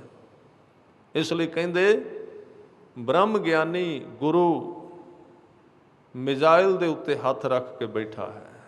ਉਹ ਬੜਾ ਸਿਆਣਾ ਚਾਹੀਦਾ। ਵੇਖੋ ਕਿੰਨੀਆਂ ਮਿਜ਼ਾਈਲਾਂ ਬਣੀਆਂ, ਕਦੀ ਚੱਲਦੀ ਵੇਖੀ ਬਿਨਾਂ ਕੰਮ ਤੋਂ? ਐਸੀਆਂ ਨੇ ਵੀ ਹੁਣੇ ਦਬਾ ਦਿੱਤੇ ਦੁਨੀਆ ਤਬਾਹ ਹੋ ਜਾਏਗੀ। ਪਰ ਉਹ ਨਹੀਂ ਦਬਾਉਣਗੇ, ਭਾਣੇ ਵਿੱਚ ਨੇ, ਸ਼ੁਕਰ ਵਿੱਚ ਨੇ। ਪਹਿਲਾਂ ਉਹਨਾਂ ਨੂੰ ਸਿਖਾਇਆ ਗਿਆ ਵੀ ਤੁਸੀਂ ਕਿਵੇਂ ਰਹਿਣਾ, ਉਹਨਾਂ ਨੂੰ ਪਰਖਿਆ ਗਿਆ ਹੈ, ਤਾਂ ਹੀ ਇਹ ਸ਼ਕਤੀਆਂ ਮਿਲੀਆਂ ਨੇ। ਨਹੀਂ ਤੇ ਥੋੜ੍ਹਾ ਜਿਹਾ ਆਦਮੀ ਗੁੱਸੇ ਵਿੱਚ ਆਉਂਦਾ ਹੈ, ਉੱਥੇ ਹੀ ਸ਼ਰਾਪ ਸ਼ੁਰੂ ਹੋ ਜਾਂਦੇ ਨੇ। ਤੁਸੀਂ ਸਾਰਾ ਇਤਿਹਾਸ ਪੜ੍ਹ ਕੇ ਵੇਖੋ, ਰਿਸ਼ੀਆਂ ਦਾ, ਮੁਨੀਆਂ ਦਾ, ਤਪਸਵੀਆਂ ਦਾ ਕਰਦੇ ਰਹੇ 50-50 ਸਾਲ ਬਹਿ ਕੇ ਤਪੱਸਿਆ। ਬਸ ਕਿਸੇ ਨੇ ਆ ਕੇ ਥੋੜ੍ਹਾ ਜਿਹਾ ਮੋਢਾ ਫੜ ਕੇ ਹਿਲਾ ਦਿੱਤਾ ਸ਼ਰਾਪ, ਕਿਸੇ ਨੂੰ ਬਰਫ਼ ਬਣਾ ਦਿੱਤਾ, ਕਿਸੇ ਨੂੰ ਕੁਝ ਕਰ ਦਿੱਤਾ। ਇਹ ਕੀ ਹੈ? ਸ਼ਕਤੀ ਪਹਿਲਾਂ ਮੰਗ ਲਈ ਤੇ ਵਰਤਨ ਦੀ ਜਾਂਚ ਨਹੀਂ ਸਿੱਖੀ। ਇਹ ਤਾਂ ਜਿਹਨੂੰ ਕਿਤੇ ਬਹੁਤ ਵੱਡੀ ਤਾਕਤ ਦੇਣੀ ਹੁੰਦੀ, ਉਹਨੂੰ ਗੁਰੂ ਬੜੀਆਂ ਪਰਖਾਂ ਵਿੱਚੋਂ ਲੰਘਾਉਂਦਾ ਹੈ। ਤੁਸੀਂ ਇੱਕ ਸਿੱਖ ਦਾ ਜੀਵਨ ਸੁਣਿਆ ਹੋਵੇਗਾ ਨਾ, ਗੁਰੂ ਤੇਗ ਬਹਾਦਰ ਸਾਹਿਬ ਜੀ ਦਾ ਸਿੱਖ ਸੀ, ਉਹਨੂੰ ਹੁਕਮ ਸੀ ਤੂੰ ਉਗਰਾਹੀ ਇਕੱਠੀ ਕਰਿਆ ਕਰ ਇੱਧਰ ਪਟਨਾ ਸਾਹਿਬ ਸਾਈਡ ਤੇ ਉਹ ਨੇੜੇ ਪਹੁੰਚ ਗਿਆ ਜਦੋਂ ਬਰਕਤਾਂ ਦੇ। ਇੱਕ ਦਿਨ ਇੱਕ ਘਰ ਵਿੱਚ ਗਿਆ ਭੀਖ, ਇਹ ਵਾਹਿਗੁਰੂ ਉਗਰਾਹੀ ਲੈਣ ਲਈ, ਗੁਰੂ ਕੀ ਕਾਰ ਲੈਣ ਲਈ ਜਦੋਂ ਗਿਆ ਤੇ ਉਹ ਜਿਹੜੀ ਬੀਬੀ ਸੀ ਘਰ ਵਾਲੀ, ਉਹ ਮਾਂਜਾ ਫੇਰ ਕੇ ਕੂੜਾ ਇਕੱਠਾ ਕਰ ਰਹੀ ਸੀ। ਕਿਸੇ ਗੱਲੋਂ ਉਹਦੇ ਮਨ ਵਿੱਚ ਕੋਈ ਕ੍ਰੋਧ ਸੀ, ਗੁੱਸੇ ਦਾ ਸੁਭਾਅ ਬਣਿਆ ਹੋਇਆ ਸੀ। ਕੋਈ ਘਰ ਦੀ ਗੱਲ ਹੋਵੇਗੀ, ਕੁਦਰਤੀ ਹੋ ਜਾਂਦੀ। ਉਹਨੇ ਵੇਖਿਆ ਵੀ ਇਹ ਸਾਧ ਤੇ ਰੋਜ਼ ਤੁਰਿਆ ਫਿਰਦਾ ਲੈ ਕੇ ਮੰਗਣ, ਕਰਦੇ ਸਨ ਉਗਰਾਹੀ ਗੁਰੂ ਤੇਗ ਬਹਾਦਰ ਸਾਹਿਬ ਲਈ। ਉਹਨੇ ਗੁੱਸੇ ਵਿੱਚ ਆ ਕੇ ਉਹ ਸਾਰਾ ਕੂੜਾ ਕੀਤਾ ਇਕੱਠਾ, ਭਾਂਡੇ ਵਿੱਚ ਪਾ ਕੇ ਸਿੱਖ ਦੀ ਝੋਲੀ ਵਿੱਚ ਪਾ ਦਿੱਤਾ। ਕਹਿਣ ਲੱਗੀ ਲੈ ਆ, ਲੈ ਕੇ ਚਲਾ ਜਾ, ਜਾਂ ਤੈਨੂੰ ਰੱਜ ਆ ਜਾਏ। ਇਹ ਹੁਣ ਇੱਕ ਥਾਂ ਸੀ, ਅਸੀਂ ਇਹਨੂੰ ਕਈ ਵਾਰੀ ਕਹਾਂਗੇ ਬੁੱਝਦਿਲੀ, ਕਾਇਰਤਾ। ਇਹ ਪ੍ਰੀਖਿਆ ਸੀ, ਕਿਉਂਕਿ ਗੁਰੂ ਨੇ ਇੱਕ ਬੜੀ ਵੱਡੀ ਬਰਕਤ ਦੇਣੀ ਸੀ ਤੇ ਨਾਲ ਇਹ ਵੇਖਣਾ ਸੀ ਵੀ ਇਹਦੇ ਝੋਲੀ ਵਿੱਚ ਕੂੜਾ ਪਾਉਂਦੀ ਇਹ ਕਿੰਨਾ ਕੁ ਗੁੱਸਾ ਆਉਂਦਾ ਇਹਨੂੰ। ਜੇ ਤੇ ਬਲ ਗਿਆ, ਗੁੱਸੇ ਵਿੱਚ ਆ ਗਿਆ, ਫਿਰ ਨਹੀਂ ਇਹਨੂੰ ਦੇਣਾ, ਕਿਉਂਕਿ ਕੀ ਹੁਣੇ ਇਹਨੂੰ ਸ਼ਕਤੀ ਦਿੱਤੀ, ਇਹਨੇ ਇਹਦੇ ਉੱਤੇ ਵਰਤ ਦੇਣੀ ਹੈ। ਉੱਥੇ 7 ਬਚਨ ਕਹਿ ਕੇ ਪਵਾ ਲਿਆ ਉਹ ਕੂੜਾ, ਤੇ ਨਾਲ ਕਿਹਾ ਗੁਰੂ ਨਾਨਕ ਭਲਾ ਕਰੇ। ਇੱਕ ਵੀ ਤਿਉੜੀ ਨਹੀਂ ਆਈ, ਵਾਪਸ ਆ ਗਏ, ਕੂੜੇ ਨੂੰ ਸਿੱਟਿਆ ਨਹੀਂ। ਚੰਗੀ ਤਰ੍ਹਾਂ ਉਹਨੂੰ ਵੇਖਿਆ, ਇਹ ਗੁਰੂ ਨਾਨਕ ਦੇ ਨਾਂ ਤੇ ਦਿੱਤਾ, ਸ਼ਾਇਦ ਇਹਦੇ ਵਿੱਚ ਕੁਝ ਹੋਵੇ ਨਾ। ਉਹਨੂੰ ਜਦੋਂ ਸਾਰੇ ਨੂੰ ਫੋਲਿਆ ਤੇ ਵਿੱਚੋਂ ਇੱਕ ਬੇਰੀ ਦਾ ਬੀਜ ਨਿਕਲਿਆ। ਕਿਸੇ ਉਸ ਘਰ ਵਿੱਚ ਬੇਰ ਖਾ ਕੇ ਗਿਟਕ ਸਿੱਟੀ ਸੀ, ਉਹ ਚੁੱਕ ਲਈ, ਉਹਨੂੰ ਸਾਧ ਸੰਗਤ ਘਰ ਦੇ ਵਿਹੜੇ ਵਿੱਚ ਬੀਜ ਦਿੱਤਾ, ਕੂੜਾ ਸਿੱਟ ਦਿੱਤਾ। ਆਪ ਹੱਥ ਧੋ ਕੇ ਇਸ਼ਨਾਨ ਕਰਕੇ ਫਿਰ ਆਪਣੇ ਕੰਮ ਨੂੰ ਲੱਗ ਗਏ। ਬੇਰੀ ਉੱਗ ਗਈ। ਗੁਰੂ ਤੇਗ ਬਹਾਦਰ ਸਾਹਿਬ 2-4 ਸਾਲ ਬਾਅਦ ਆਏ ਤੇ ਪੁੱਛਦੇ ਨੇ, ਕਿਉਂਕਿ ਹੁਣ ਉਹ ਬਰਕਤ ਦੇਣੀ ਵੀ ਇਹਦੇ ਵਿੱਚ ਇੰਨੀ ਗੰਭੀਰਤਾ ਆ ਗਈ ਹੈ। ਇਹਨੂੰ ਕਹਿੰਦੇ ਨੇ ਵੀ ਪੂਰੀ ਪਰਖ, ਜਿਹਨੂੰ ਕਬੀਰ ਜੀ ਨੇ ਕਿਹਾ ਚੋਟ ਸਹਾਰਾ ਸ਼ਬਦ ਕੀ, ਤਾਸ ਗੁਰੂ ਮੈਂ ਦਾਸ। ਆ ਜਿਹੜੀਆਂ ਚੀਜ਼ਾਂ ਨੇ ਬਾਅਦ ਵਿੱਚ ਚੱਲਣਾ ਹੋਵੇ ਨਾ, ਵੱਡੇ ਹਥਿਆਰਾਂ ਨੇ, ਉਹਨਾਂ ਨੂੰ ਆਏ ਸਾਲ ਚਲਾ ਕੇ ਵਹਿੰਦੇ ਪਹਿਲਾਂ 2-2 ਮਹੀਨਿਆਂ ਬਾਅਦ ਵੀ ਇਹਦੀ ਨਾਲੀ ਗਰਮ ਤੇ ਨਹੀਂ ਹੁੰਦੀ ਕਿਤੇ। ਉਸ ਬੰਦੂਕ ਨੂੰ, ਉਸ ਗਨ ਨੂੰ ਜਿਹੜੇ ਲੋਕ ਨੇ, ਸ਼ਸਤਰਧਾਰੀ ਫੌਜ ਜਿਹੜੀ ਹੈ, ਉਹ ਚਲਾ ਚਲਾ ਕੇ ਉਹਦੀ ਨਾਲੀ ਨੂੰ ਹੱਥ ਲਾ ਕੇ ਬਹਿੰਦੇ ਵੀ 2-4 ਫਾਇਰ ਕੱਢੇ ਨੇ, ਨਾਲੀ ਤੇ ਨਹੀਂ ਗਰਮ ਹੁੰਦੀ। ਜੇ ਪਹਿਲੇ ਵਿੱਚ ਹੀ ਗਰਮ ਹੋ ਗਈ ਉਹ ਵਗਾ ਦੇਣਗੇ, ਇਸ ਨੂੰ ਤੋੜ ਦਿਓ, ਇਹ ਕੰਮ ਨਹੀਂ ਦੇਗੀ, ਧੋਖਾ ਦੇ ਜਾਏਗੀ। ਇਸ ਤਰ੍ਹਾਂ ਗੁਰੂ ਵੀ ਵੇਖਦਾ ਵੀ ਨਾਲੀ ਗਰਮ ਤੇ ਨਹੀਂ ਹੁੰਦੀ ਕਿਤੇ, ਜੇ ਨਾਲੀ ਗਰਮ ਹੋ ਗਈ ਤੇ ਪਾਟ ਸਕਦੀ। ਗੁਰੂ ਤੇਗ ਬਹਾਦਰ ਸਾਹਿਬ ਅੱਜ ਬਖਸ਼ਿਸ਼ ਦੇਣ ਲੱਗੇ ਉਸ ਸਿੱਖ ਨੂੰ, ਕਹਿੰਦੇ ਗੁਰਸਿੱਖਾ ਉਗਰਾਹੀ ਲੈ ਕੇ ਆ, ਸਭ ਕੁਝ ਉਹਨੇ ਲੈ ਆਂਦਾ। ਕਹਿਣ ਲੱਗੇ ਕੁਝ ਹੋਰ ਰਹਿ ਤੇ ਨਹੀਂ ਗਿਆ? ਮਹਾਰਾਜ ਨਹੀਂ, ਸਤਿਗੁਰਾਂ ਨੇ ਬਚਨ ਕੀਤਾ ਚੰਗੀ ਤਰ੍ਹਾਂ ਵੇਖ। ਤੀਜੀ ਵਾਰੀ ਫਿਰ ਕਿਹਾ ਤੇਰੇ ਕੋਲ ਕੁਝ ਰਹਿ ਗਿਆ। ਕਹਿੰਦਾ ਮਹਾਰਾਜ ਮੈਂ ਤੇ ਭੁੱਲ ਗਿਆ, ਕਿਤੇ ਮੇਰੇ ਕੋਲ ਕੋਈ ਮਾਇਆ ਰਹਿ ਗਈ ਹੋਵੇ ਕਿਸੇ ਸਿੱਖ ਦੀ, ਤੁਸੀਂ ਸਮਰੱਥ ਹੋ, ਮੇਰੇ ਤੇ ਕਿਰਪਾ ਕਰੋ, ਮੈਨੂੰ ਦੱਸ ਦਿਓ। ਸਤਿਗੁਰਾਂ ਨੇ ਕਿਹਾ ਹੋਰ ਤੂੰ ਸਾਰਾ ਕੁਝ ਦੇ ਦਿੱਤਾ ਹੈ, ਗੁਰਸਿੱਖਾ ਇਹ ਦੱਸ ਬਈ ਆ ਜਿਹੜੀ ਬੇਰੀ ਉੱਗੀ ਤੇਰੇ ਵਿਹੜੇ ਵਿੱਚ ਇਹ ਕਿੱਥੋਂ ਉੱਗੀ ਹੈ,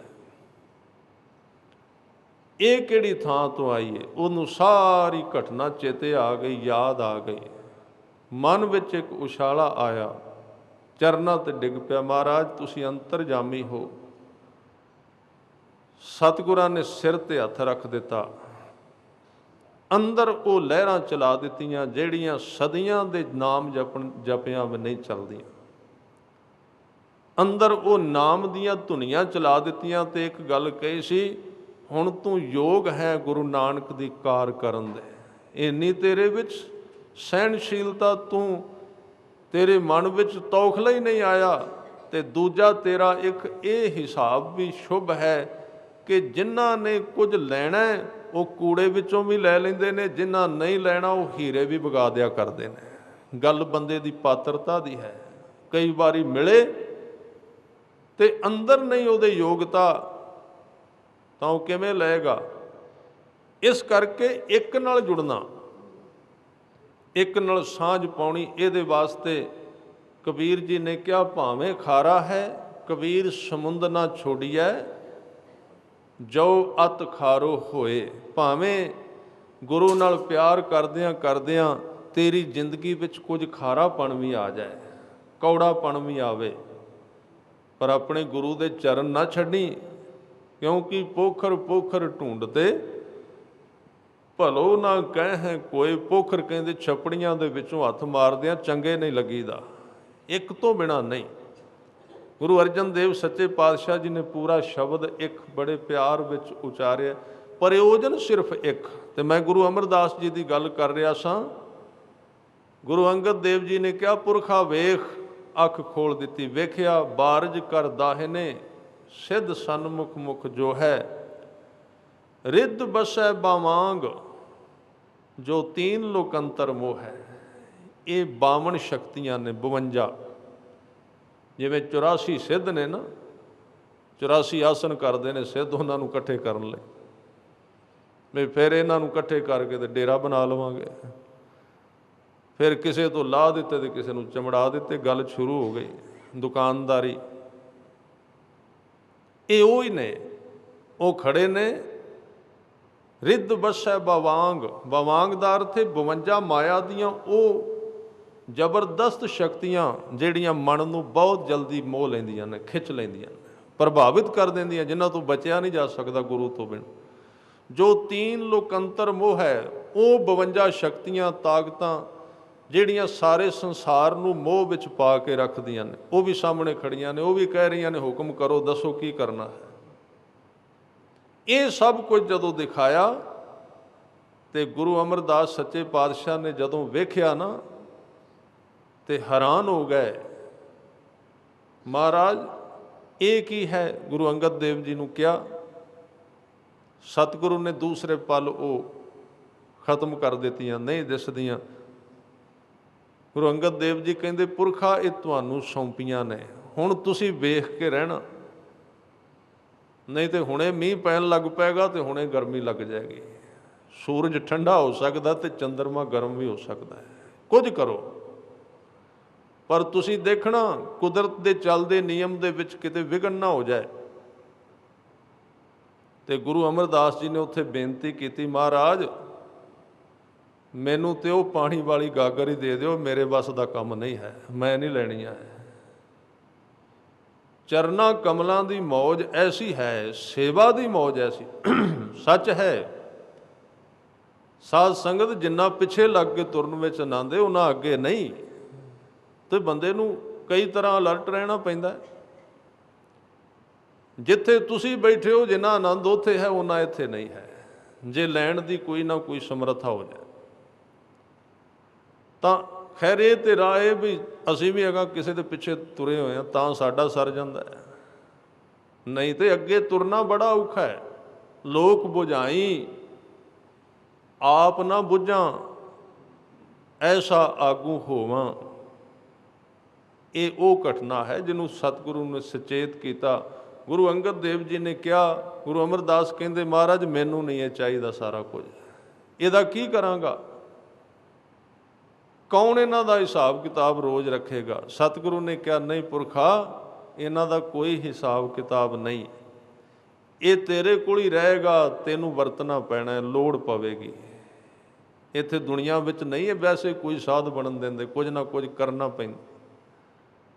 ਤੁਹਾਨੂੰ ਗੁਰੂ ਨਾਨਕ ਦੀ ਗੱਦੀ ਮਿਲਣੀ ਹੈ, ਜ਼ਿੰਮੇਵਾਰੀ ਮਿਲਣੀ, ਇਹ ਤੇ ਦਾਤਾਂ ਉੱਥੇ ਆਉਣੀਆਂ ਹੀ ਆਉਣੀਆਂ ਨੇ, ਨਾਲ ਸਾਰੀਆਂ ਮਿਲਣੀਆਂ ਨੇ, ਪਰ ਤੁਸੀਂ ਬਿਲਕੁਲ ਸਧਾਰਨ ਰਹਿਣਾ। ਤੇ ਇੱਕ ਘਟਨਾ ਉਹਨਾਂ ਦੇ ਜੀਵਨ ਵਿੱਚ ਵਾਪਰੀ, ਸ਼ਾਇਦ ਗੁਰੂ ਅੰਗਦ ਦੇਵ ਜੀ ਨੇ ਨਾ ਦਿਖਾਇਆ ਹੁੰਦਾ ਤੇ ਉੱਥੇ ਕੁਝ ਨਾ ਕੁਝ ਹੋ ਜਾਂਦਾ। ਜਿੱਦਣ ਗੁਰਤਾ ਗੱਦੀ ਮਿਲ ਗਈ ਗੋਇੰਦਵਾਲ ਸਾਹਿਬ ਵਿੱਚ, ਗੁਰੂ ਅਮਰਦਾਸ ਜੀ ਗੁਰਤਾ ਗੱਦੀ ਤੇ ਬਹਿ ਗਏ ਤੇ ਗੁਰੂ ਅੰਗਦ ਦੇਵ ਜੀ ਦੇ 2 ਪੁੱਤਰ ਸਨ, ਬਾਬਾ ਦਾਤੂ ਤੇ ਦਾਸੂ। ਦਾਤੂ ਨੂੰ ਪਤਾ ਲੱਗਾ ਵੀ ਗੱਦੀ ਤੇ ਲੈ ਗਏ ਅਮਰਦਾਸ ਜੀ, ਤੇ ਪਿਤਾ ਤੇ ਸਾਡਾ ਗੁਰੂ ਸੀ। ਲੋਕ ਇਹਨੂੰ ਸਮਝ ਲੈਂਦੇ ਨੇ ਵੀ ਘਰ ਦੀ ਜਾਇਦਾਦ ਹੈ, ਗੁਰਸਿੱਖੀ ਦੀ, ਘਰ ਦੀ ਥੋੜ੍ਹੀ ਹੈ, ਵੀ ਇਹ ਤੇ ਸਾਡਾ ਪਿਤਾ ਗੁਰੂ ਸੀ। ਤੇ ਬਹਿ ਗਏ ਅਮਰਦਾਸ ਜੀ। ਹੁਣ ਇਹ ਨਹੀਂ ਪਤਾ ਵੀ ਤੁਸੀਂ ਤੇ 8 ਵਜੇ ਤੱਕ ਸੁੱਤੇ ਨਹੀਂ ਉੱਠਦੇ ਤੇ ਗੁਰੂ ਅਮਰਦਾਸ ਤੇ ਰਾਤ ਵੀ ਨਹੀਂ ਸੌਂਦੇ ਰਹੇ। ਇਹ ਦਾਤ ਭਲਾ ਕੋਈ ਵਿਰਾਸਤੀ ਪਰਿਵਾਰ ਦੀ ਖਾਨਦਾਨੀ ਹੈ? ਨਹੀਂ, ਇਹ ਆਪਣੇ ਸੇਵਕ ਦੀ ਭਾਵਨਾ ਨਾਲ ਮਿਲਦੀ। ਜਿਹੜਾ ਸੇਵਕ ਹੈ ਉੱਥੇ ਚਲੀ ਜਾਏਗੀ, ਜਿੰਨਾ ਮਰਜ਼ੀ ਪੱਗਾਂ ਬੰਨੀ ਫਿਰੋ ਇਕੱਠੀਆਂ ਕਰਕੇ, ਬੜਿਆਂ ਨੇ ਬੰਨੀਆਂ ਨੇ, ਇਹ ਉੱਥੇ ਜਾਣੀ ਜਿੱਥੇ ਭਾਵਨਾ ਹੈ। ਇਸ ਕਰਕੇ ਇਹ ਦਾਤੂ ਜੀ ਨੂੰ ਪਤਾ ਲੱਗਾ, ਦੌੜ ਕੇ ਗਏ ਅੱਗੇ ਦਰਬਾਰ ਵਿੱਚ। ਗੁਰੂ ਅਮਰਦਾਸ ਜੀ ਵਿਚਾਰੇ ਬੈਠੇ ਸਨ ਤਖਤ ਤੇ ਉਮਰ ਸੀ ਕੋਈ 70-72 ਸਾਲ ਦੀ, ਬਜ਼ੁਰਗੀ ਦੀ। ਸੰਗਤ ਬੈਠੀ ਹੋਈ ਪਿਆਰ ਨਾਲ, ਤੇ ਦੌੜਦਾ ਹੋਇਆ ਆਇਆ। ਉਹਨੇ ਨਹੀਂ ਵੇਖਿਆ ਕੌਣ ਹੈ ਸੰਗਤ, ਕਿਸੇ ਨੂੰ ਪੁੱਛਿਆ ਨਹੀਂ, ਦੱਸਿਆ ਨਹੀਂ। ਆ ਕੇ ਬੈਠੇ ਹੋਏ ਧੰਨ ਗੁਰੂ ਅਮਰਦਾਸ ਜੀ ਦੇ ਪਿਛਲੇ ਪਾਸੇ ਖਲੋ ਕੇ ਖਿੱਚ ਕੇ ਉਹਨਾਂ ਦੀ ਕਮਰ ਵਿੱਚ ਲੱਤ ਮਾਰੀ ਤੇ ਗੁਰੂ ਅਮਰਦਾਸ ਜੀ ਉਸ ਤਖਤ ਤੋਂ ਥੱਲੇ ਡਿੱਗ ਪਏ। ਕਿੰਨੀ ਵੱਡੀ ਘਟਨਾ, ਸਾਰੀ ਸੰਗਤ ਬੈਠੀ ਹੋਈ ਤੇ ਉੱਥੇ ਗੁਰੂ ਅੰਗਦ ਦੇਵ ਜੀ ਦਾ ਹੱਥ ਸੀ। ਨਹੀਂ ਤੇ ਉਹ ਤੇ ਉੱਥੇ ਸੱਜਣ ਉੱਥੇ ਖੜੇ ਹੀ ਹੋਏ ਸਨ, ਜਿਹੜੇ ਪਹਿਲਾਂ ਮੈਂ ਦੱਸੇ ਨਾ, ਰਿੱਧ ਬਸੇ ਬਵਾਂਗ, ਸਾਰੇ ਸਿੱਧ, ਸਾਰੀਆਂ ਰਿੱਧੀਆਂ ਸਿੱਧੀਆਂ ਉੱਥੇ ਹੀ ਸਨ, ਸਾਰੀਆਂ ਇਕੱਠੀਆਂ। ਪਰ ਉਹਨਾਂ ਦਾ ਇੱਕ ਸਿਧਾਂਤ ਹੈ, ਜਿੰਨਾ ਚਿਰ ਤੁਹਾਨੂੰ ਸਿਗਨਲ ਨਹੀਂ ਮਿਲਦਾ ਤੁਸੀਂ ਕੰਮ ਨਹੀਂ ਕਰ ਸਕਦੇ। ਉਹ ਤੇ ਡਾਂਗਾ ਸੋਟੇ ਲੈ ਕੇ ਤਿਆਰ ਸਨ, ਮਿੰਟ ਅੱਧਾ ਵੀ ਨਹੀਂ ਸੀ ਲੱਗਣਾ। ਪਰ ਗੁਰੂ ਅਮਰਦਾਸ ਜੀ ਥੱਲੇ ਡਿੱਗੇ ਤੇ ਗੁਰੂ ਕਾ ਬਚਨ ਚੇਤੇ ਆਇਆ, ਪੁਰਖਾ ਵੇਖ ਕੇ ਰਹੀਂ, ਇਹਦੀ ਵਰਤੋਂ ਵੇਖ ਕੇ ਕਰੀ। ਪਰ ਨਹੀਂ, ਕ੍ਰੋਧ ਕਿੱਥੇ ਆਉਣਾ ਸੀ ਉੱਥੇ ਤੇ 12 ਸਾਲ ਲੋਕਾਂ ਦੇ ਸ਼ਬਦ ਅਪਸ਼ਬਦ ਸਹਿ ਸਹਿ ਕੇ ਅੰਦਰ ਪਰਬਤ ਬਣ ਗਿਆ ਸੀ। 12 ਸਾਲ ਸੇਵਾ ਕੀਤੀ। ਕਿਸੇ ਨੇ ਕਿਹਾ ਘਰੋਂ ਕੱਢ ਦਿੱਤਾ ਤਾਂ ਆ ਗਿਆ ਹੈ, ਕਿਸੇ ਨੇ ਕਿਹਾ ਵਪਾਰੀ ਸੀ ਘਾਟਾ ਪੈ ਗਿਆ ਤਾਂ ਆ ਗਿਆ, ਕਿਸੇ ਨੇ ਕਿਹਾ ਰੋਟੀ ਨਹੀਂ ਮਿਲਦੀ, ਬਹੁਤ ਕੁਝ। ਕਿਸੇ ਨੇ ਕਿਹਾ ਹੁਣ ਆਇਆ ਬੁੱਢਾ ਹੋ ਕੇ, ਹੁਣ ਸੇਵਾ ਕਰਨ ਲੱਗਾ, ਪਹਿਲਾਂ ਕਿੱਥੇ ਸੀ, ਬੜਾ ਕੁਝ ਕਿਹਾ ਹੋਵੇਗਾ। ਕਿਸੇ ਨੇ ਕਿਹਾ ਸਾਰੀ ਉਮਰ ਕਰ ਕਰਕੇ ਮਨ ਮਰਜੀ, ਹੁਣ ਸਾਧ ਬਣਨ ਲੱਗ, ਬਹੁਤ ਚੱਲਦਾ ਹੈ। ਪਰ ਉਹ ਦੁਨੀਆ ਨੂੰ ਇਹ ਨਹੀਂ ਪਤਾ ਵੀ ਤੁਸੀਂ ਤੇ ਇਸ ਨੀਂਹ ਨੂੰ ਪੱਕਾ ਕਰ ਰਹੇ ਹੋ। ਹੋਰ ਉਹ ਸ਼ਬਦ ਜਿਹੜੇ ਨੇ ਉਹਦੇ ਅੰਦਰ ਨੂੰ ਸਥਿਰ ਕਰੀ ਜਾਂਦੇ ਨੇ, ਵੱਡਾ ਕਰੀ ਜਾਂਦੇ ਨੇ। ਇਸ ਕਰਕੇ ਉਸ ਅੰਦਰ ਨੂੰ ਕਹਿੰਦੇ ਮਿਸ਼ਲ ਫਕੀਰਾਂ ਗਾਖੜੀ ਪਾਈਐ ਪੂਰ ਕਰਮ। ਫਕੀਰ ਦੀ ਜਿਹੜੀ ਮਿਸ਼ਲ ਦਾ ਅਰਥ ਉਹਦਾ ਹੈ ਨਾ, ਪੋਸਟ ਹੈ, ਉਹਨੂੰ ਪਾਈਦਾ ਮਰ ਮਰ ਕੇ ਪਾਈਦਾ, ਸਿੱਧਾ ਨਹੀਂ, ਅੰਦਰ ਨੂੰ ਮਾਰਨਾ ਪੈਂਦਾ ਹੈ। ਔਰ ਵਾਰ-ਵਾਰ ਗੁਰੂ ਜਾਣ ਬੁੱਝ ਕੇ ਉਹਦੇ ਅੰਦਰ ਨੂੰ ਮਾਰਦਾ ਹੈ, ਝਟਕੇ ਦਿੰਦਾ ਹੈ, ਤੋੜਦਾ ਹੈ, ਭੰਨਦਾ ਹੈ, ਉਹਦੀ ਮੈਲ ਨੂੰ ਕੱਢਦਾ ਹੈ। ਜਦੋਂ ਲੱਤ ਵੱਜੀ ਡਿੱਗੇ, ਉੱਠ ਕੇ ਬਾਬੇ ਦਾਤੂ ਦਾ ਪੈਰ ਫੜ ਲਿਆ, ਪੈਰ ਘੁੱਟਣ ਲੱਗ ਪਏ। ਸੰਗਤ ਵੀ ਹੈਰਾਨ ਸੀ, ਸਿੱਖ ਸਨ, ਉਹਨਾਂ ਨੂੰ ਤੇ ਕ੍ਰੋਧ ਆਉਣਾ ਹੀ ਸੀ। ਉਹਨਾਂ ਨੇ ਬਾਹਾਂ ਟੁੰਗ ਲਈਆਂ, ਕਹਿਣ ਲੱਗੇ ਮਹਾਰਾਜ ਪੁੱਤਰ ਹੋਵੇਗਾ ਗੁਰੂ ਦਾ, ਠੀਕ ਹੈ, ਤੁਸੀਂ ਥੋੜ੍ਹਾ ਜਿਹਾ ਪਾਸੇ ਹੋਵੋ, ਇਹਨੂੰ ਹੁਣੇ ਸਿਖਾ ਦਿੰਦੇ ਹਾਂ ਵੀ ਕਿਵੇਂ ਗੱਦੀ ਤੇ ਬਹਿਦਾ। ਹਜ਼ੂਰ ਨੇ ਕਿਹਾ ਨਹੀਂ। ਉਹਦੇ ਪੈਰ ਨੂੰ ਫੜ ਕੇ ਘੁੱਟਿਆ, ਜਿਹੜਾ ਪੈਰ ਉਹਨੇ ਮਾਰਿਆ ਸੀ। ਕਹਿਣ ਲੱਗੇ ਜੀ ਇੱਕ ਤੋਂ ਸੇਵਾ ਕਰਤ ਰਹਿਓ ਹੂੰ, ਦੂਸਰ ਬੈ ਤੇ ਬਿਰਧ ਭਇਓ ਹੂੰ। ਬਾਬੇ ਦਾਤੂ ਦਾ ਪੈਰ ਫੜ ਕੇ ਘੁੱਟਣ ਲੱਗ ਪਏ ਗੁਰੂ ਅਮਰਦਾਸ। ਕਹਿਣ ਲੱਗੇ ਇੱਕ ਤੇ ਮੈਂ ਸੇਵਾ ਕਰਦਾ ਰਿਹਾ ਤੇ ਮੇਰੀਆਂ ਹੱਡੀਆਂ ਸਖਤ ਹੋ ਗਈਆਂ ਨੇ, ਦੂਸਰ ਬੈ ਦਾ ਅਰਥ ਉਮਰ, ਉਮਰ ਵਿੱਚ ਮੈਂ ਬੁੱਢਾ ਵਾਂ, ਬਿਰਧ ਹੋ ਗਿਆ, ਮੇਰੀਆਂ ਹੱਡੀਆਂ ਬੜੀਆਂ ਸਖਤ ਸਨ। ਤੁਸੀਂ ਗੁਰੂ ਕੇ ਪੁੱਤਰ ਹੋ, ਤੁਹਾਡੇ ਚਰਨ ਬੜੇ ਕੂਲੇ ਨੇ, ਜਦੋਂ ਤੁਸੀਂ ਪੈਰ ਮਾਰਿਆ ਦਰਦ ਬੜੀ ਹੋਈ ਹੋਏਗੀ ਤੁਹਾਨੂੰ। ਜਦੋਂ ਇਹ ਸ਼ਬਦ ਸੁਣੇ, ਇੱਕ ਵਾਰੀ ਜ਼ਮੀਨ ਤੇ ਅਸਮਾਨ ਹਿੱਲ ਗਏ। ਦਾਤੂ ਵੀ ਚਲਾ ਗਿਆ ਸ਼ਰਮਿੰਦਾ ਹੋ ਕੇ। ਸਤਿਗੁਰਾਂ ਨੇ ਕੁਝ ਨਹੀਂ ਕਿਹਾ, ਪਰ ਉਹਦੀ ਲੱਤ ਦੇ ਵਿੱਚ ਪੀੜ ਠਹਿਰ ਗਈ। ਉਦਣ ਦਰਦ ਇੰਨੀ ਠਹਿਰੀ, ਨਾ ਦਿਨ ਸੁੱਤਾ ਨਾ ਰਾਤ, ਲਗਾਤਾਰ ਦਰਦ, ਕੋਈ ਦਵਾਈ ਨਹੀਂ। ਫਿਰ ਇਹ ਦਰਦ ਤੀਸਰੇ ਪਾਤਸ਼ਾਹ ਦੇ ਵਕਤ ਸ਼ੁਰੂ ਹੋਈ ਸੀ, ਚੌਥੇ ਪਾਤਸ਼ਾਹ ਦੇ ਵਕਤ ਤੇ ਪੰਜਵੇਂ ਪਾਤਸ਼ਾਹ ਗੁਰੂ ਅਰਜਨ ਦੇਵ ਜੀ ਦੇ ਅੱਗੇ ਬੇਨਤੀ ਕੀਤੀ ਸੀ, ਕਿਸੇ ਤੋਂ ਕਰਾਈ ਸੀ ਸੰਗਤ ਦੁਆਰਾ, ਮਹਾਰਾਜ ਦਰਦ ਨਹੀਂ ਜਾਂਦੀ। ਫਿਰ ਗੁਰੂ ਅਰਜਨ ਦੇਵ ਜੀ ਨੇ ਕਿਰਪਾ ਕੀਤੀ ਤਾਂ ਉਹਦੀ ਦਰਦ ਹਟੀ ਸੀ। ਇਹ ਤੇ ਸਹਿਜ ਸੁਭਾਅ ਹੋਇਆ। ਗੱਲ ਕਰ ਰਿਹਾ ਸੀ ਇੱਕ ਨਾਲ ਜੁੜਨ ਵਾਲਿਆਂ ਵਿੱਚ ਇਹ ਸਾਰੀਆਂ ਬਰਕਤਾਂ ਆਉਂਦੀਆਂ ਨੇ। ਤਾਂ ਹੀ ਗੁਰੂ ਅਮਰਦਾਸ ਸੱਚੇ ਪਾਤਸ਼ਾਹ ਜੀ ਨੇ ਇੱਕ ਨਾਲ ਜੁੜਨ ਦੀ ਫਿਰ ਜੁਗਤ ਦੱਸ ਦਿੱਤੀ। ਇੱਕ ਸ਼ਬਦ ਧਨਾਸਰੀ ਰਾਗ ਦਾ ਸਾਂਝਾ ਕਰਕੇ ਸਮਾਪਤੀ ਵੱਲ ਤੁਰਾਂ, ਜਿਹਦੇ ਵਿੱਚ ਸੱਚੇ ਪਾਤਸ਼ਾਹ ਕਹਿੰਦੇ ਇੱਕ ਨਾਲ ਜੁੜਨ ਦਾ ਕੀ ਤਰੀਕਾ, ਕੀ ਢੰਗ ਹੈ, ਕਿਵੇਂ ਜੁੜਿਆ ਜਾਂਦਾ ਹੈ। ਇੱਥੋਂ ਸ਼ੁਰੂ ਕਰਦੇ ਨੇ, ਕਹਿੰਦੇ ਜਿਸ ਕਾ ਤਨ ਮਨ ਧਨ ਸਭ ਤਿਸ ਕਾ। ਇਹ ਬੰਦਾ ਹੁਣ ਇਹਦੇ ਨਾਲ ਇੱਕ ਨਾਲ ਜੁੜਿਆ ਹੈ, ਜਿਹਨੇ ਆਪਣਾ ਤਨ ਸਰੀਰ ਦੇ ਦਿੱਤਾ ਹੈ, ਮਨ ਦੇ ਦਿੱਤਾ ਤੇ ਧਨ ਵੀ ਦੇ ਦਿੱਤਾ ਹੈ। ਜਿਸ ਕਾ ਤਨ ਮਨ ਧਨ ਸਭ ਤਿਸ ਕਾ, ਸੋਈ ਸੁਗੜ ਸੁਜਾਨੀ। ਫਿਰ ਕਹਿੰਦੇ ਤਿਨ ਹੀ ਸੁਣਿਆ ਦੁੱਖ ਸੁੱਖ ਮੇਰਾ। ਇਹ ਦੋਵੇਂ ਚੀਜ਼ਾਂ ਕਹਿੰਦੇ ਮੈਂ ਉਹਦੇ ਨਾਲ ਸਾਂਝੀਆਂ ਕਰਨਾ, ਕੱਲਾ ਦੁੱਖ ਨਹੀਂ, ਸੁੱਖ ਵੀ ਕਰੀਦਾ। ਜੇ ਸੁੱਖ ਵਿੱਚ ਅਰਦਾਸ ਕਰੀਏ ਨਾ, ਫਿਰ ਉਹ ਦੁੱਖ ਵਿੱਚ ਵੀ ਸੁਣਦਾ ਹੈ। ਜੇ ਆਪਾਂ ਕਹੀਏ ਵੀ ਸੁੱਖ ਆ ਗਿਆ ਜੀ, ਹੁਣ ਤੇ ਚੇਤਾ ਹੀ ਭੁੱਲ ਗਿਆ, ਜਦੋਂ ਦੁੱਖ ਆਇਆ ਫਿਰ ਭੱਜੇ ਜੀ, ਹੁਣ ਦੱਸੋ ਕੋਈ।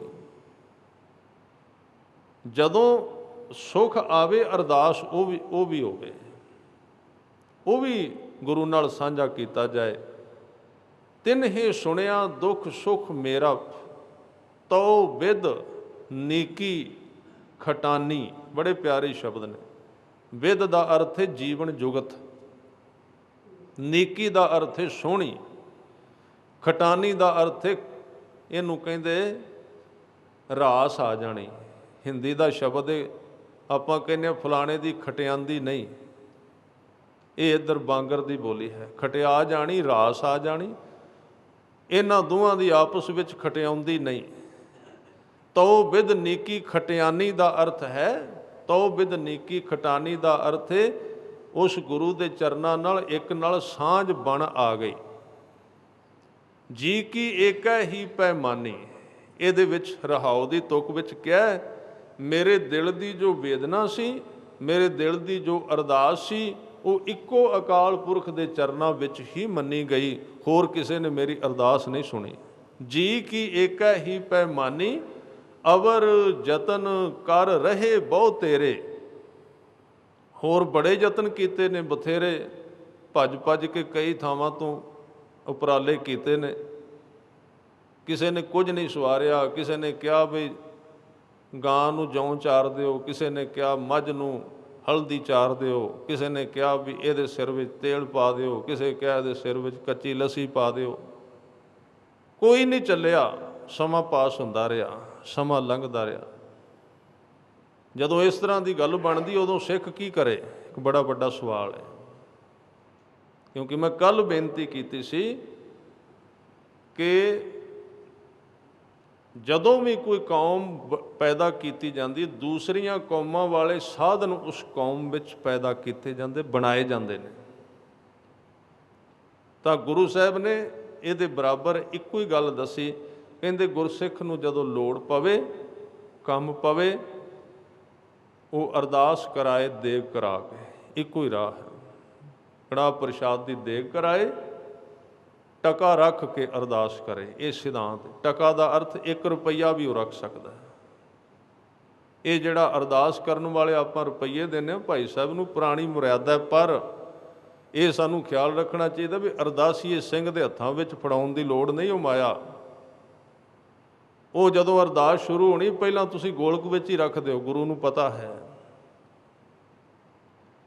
ਤਾਂ ਇਹ ਮਰਿਆਦਾ ਗੁਰੂ ਸਾਹਿਬ ਨੇ ਦੱਸੀ ਵੀ ਹੋਰ ਨਾ ਐਵੇਂ ਤੂੰ ਲੱਸੀ ਡੋਲੀ ਜਾਂ ਕੋਈ ਲਾਭ ਨਹੀਂ।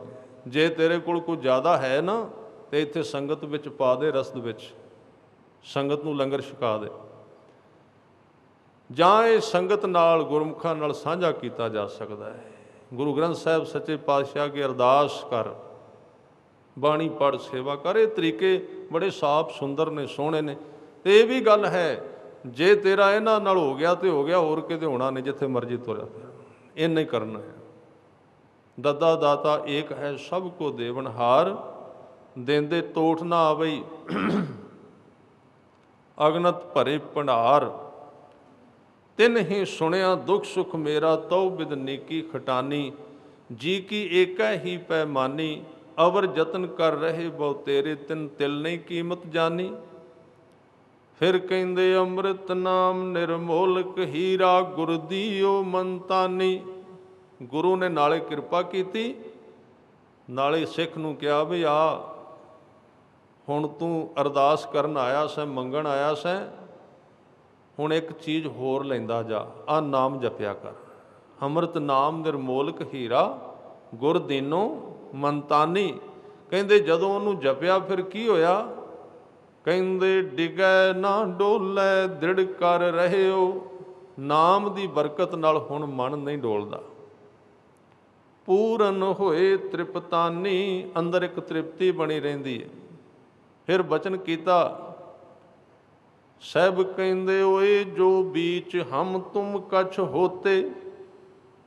ਉਹ ਜਿਹੜੇ ਮੇਰੇ ਮਨ ਦੇ ਵਿੱਚ ਹਮ ਤੁਮ ਸਨ ਨਾ, ਵਿਕਾਰ ਸਨ, ਹਮ ਤੁਮ ਕਰਦੇ ਰਹਿੰਦੇ ਸਨ। ਜਿਵੇਂ ਆਪਾਂ ਕਹਿੰਦੇ ਫਲਾਣਾ ਆਇਆ ਸੀ, ਹਮ ਤੁਮ ਕਰਕੇ ਗਿਆ, ਥੋੜ੍ਹਾ ਜਿਹਾ ਗਲਤ ਬੋਲਿਆ। ਕਈ ਸੱਜਣ ਕਹਿੰਦੇ ਨਾ ਮੇਰੇ ਵਿੱਚ ਕੋਈ ਹਮ ਤੁਮ ਕਰਦਾ, ਕੋਈ ਬੋਲਦਾ। ਕੋਈ ਨਹੀਂ ਬੋਲਦਾ, ਉਹ ਵਿਕਾਰ ਹੀ ਹੁੰਦੇ ਨੇ ਬੰਦੇ ਦੇ। ਇਹ ਤੇ ਭੂਤ ਨੇ, ਹੋਰ ਕਿਹੜੇ ਨੇ? ਇਹਨਾਂ ਦੇ ਰਾਹੀਂ ਚੱਲਦਾ ਸਾਰਾ ਕੁਝ। ਜੇ ਕੋਈ ਇਸ ਤਰ੍ਹਾਂ ਦੀ ਦੁਨੀਆ ਹੈ ਵੀ, ਤੇ ਉਹ ਕ੍ਰੋਧ ਰਾਹੀਂ, ਕਾਮ ਰਾਹੀਂ, ਲੋਭ ਰਾਹੀਂ, ਹੰਕਾਰ ਰਾਹੀਂ ਆਪਣੀ ਸ਼ਕਤੀ ਵਰਤਦੀ ਹੈ। ਹੋਰ ਰਾਹ ਕੋਈ ਨਹੀਂ ਬੰਦੇ ਦੇ ਉੱਤੇ, ਇਹੀ ਰਾਹ ਹੈ। ਉਹ ਕਹਿੰਦੇ ਜਿਹੜੀ ਹਮ ਤੁਮ ਅੰਦਰ ਹੁੰਦੀ ਸੀ ਨਾ, ਵੀ ਮੇਰੇ ਅੰਦਰੋਂ ਜੀ ਮੈਨੂੰ ਮਜਬੂਰ ਕਰਦਾ। ਬੜੇ ਫੋਨ ਆਉਂਦੇ ਨੇ, ਮਜਬੂਰ ਮਨ ਹੀ ਕਰਦਾ, ਹੋਰ ਕੌਣ? ਜਿਹਨੂੰ ਪੁਰਾਣੀ 20 ਸਾਲ ਤੋਂ ਇੱਕ ਕੰਮ ਬੰਦਾ ਕਰ ਰਿਹਾ, ਉਹਨੂੰ ਅੱਜ ਤੁਸੀਂ ਰੋਕੋ, ਜ਼ੋਰ ਤੇ ਪਾਏਗਾ ਹੀ, ਉਹ ਧੱਕਾ ਲਾਏਗਾ। ਜਦੋਂ ਕਹਿੰਦੇ ਇਹਦਾ ਰਾਹ ਹੀ ਅਰਦਾਸ ਹੈ, ਤੇਰਾ ਜਪ ਤਪ ਨਹੀਂ। ਜਦੋਂ ਅਰਦਾਸ ਕੀਤੀ ਇੱਕ ਦੇ ਅੱਗੇ, ਫਿਰ ਕੀ ਹੋਇਆ? ਕਹਿੰਦੇ ਓਏ ਜੋ ਬੀਚ ਹਮ ਤੁਮ ਕਛ ਹੋਤੇ, ਤਿੰਨ ਕੀ ਬਾਤ ਬਿਲਾਨੀ। ਬਿਲਾਨੀ ਦਾ ਅਰਥ ਚਲੀ ਗਈ, ਉਹਨਾਂ ਦੀ ਗੱਲ, ਉਹਨਾਂ ਦਾ ਜ਼ੋਰ ਘਟ ਗਿਆ। ਅਲੰਕਾਰ ਮਿਲ ਥੈਲੀ ਹੋਈ ਹੈ, ਤਾਂ ਤੇ ਕਨਕ ਵਖਾਨੀ। ਅਲੰਕਾਰ ਕਹਿੰਦੇ ਗਹਿਣਿਆਂ ਨੂੰ। ਕਹਿੰਦੇ ਜਦੋਂ ਬਹੁਤੇ ਗਹਿਣਿਆਂ ਨੂੰ ਇੱਕ ਥੈਲੀ ਵਿੱਚ ਪਾ ਦਈਏ, ਉਹ ਸੋਨਾ ਬਣ ਜਾਂਦਾ, ਵੱਖਰੇ ਨਾਮ ਨਹੀਂ ਰਹਿੰਦੇ। ਇਸ ਤਰ੍ਹਾਂ ਉਹਦੇ ਵਿੱਚ ਲੀਨ ਹੋ ਗਈ ਸੁਰਤ ਸਿੱਖ ਦੀ। ਉਪਜਿਓ ਜੋਤ ਸਹਿਜ ਸੁਖ ਸੋਭਾ, ਬਾਜੇ ਅਨਹਤ ਬਾਨੀ। ਕਉ ਨਾਨਕ ਨੇ ਚਲ ਘਰ ਬਾਂਧਿਓ, ਗੁਰ ਕੀਓ ਬੰਧਾਨੀ, ਜੀ ਕੀਏ ਕਹਿ ਪੈਮਾਨੀ।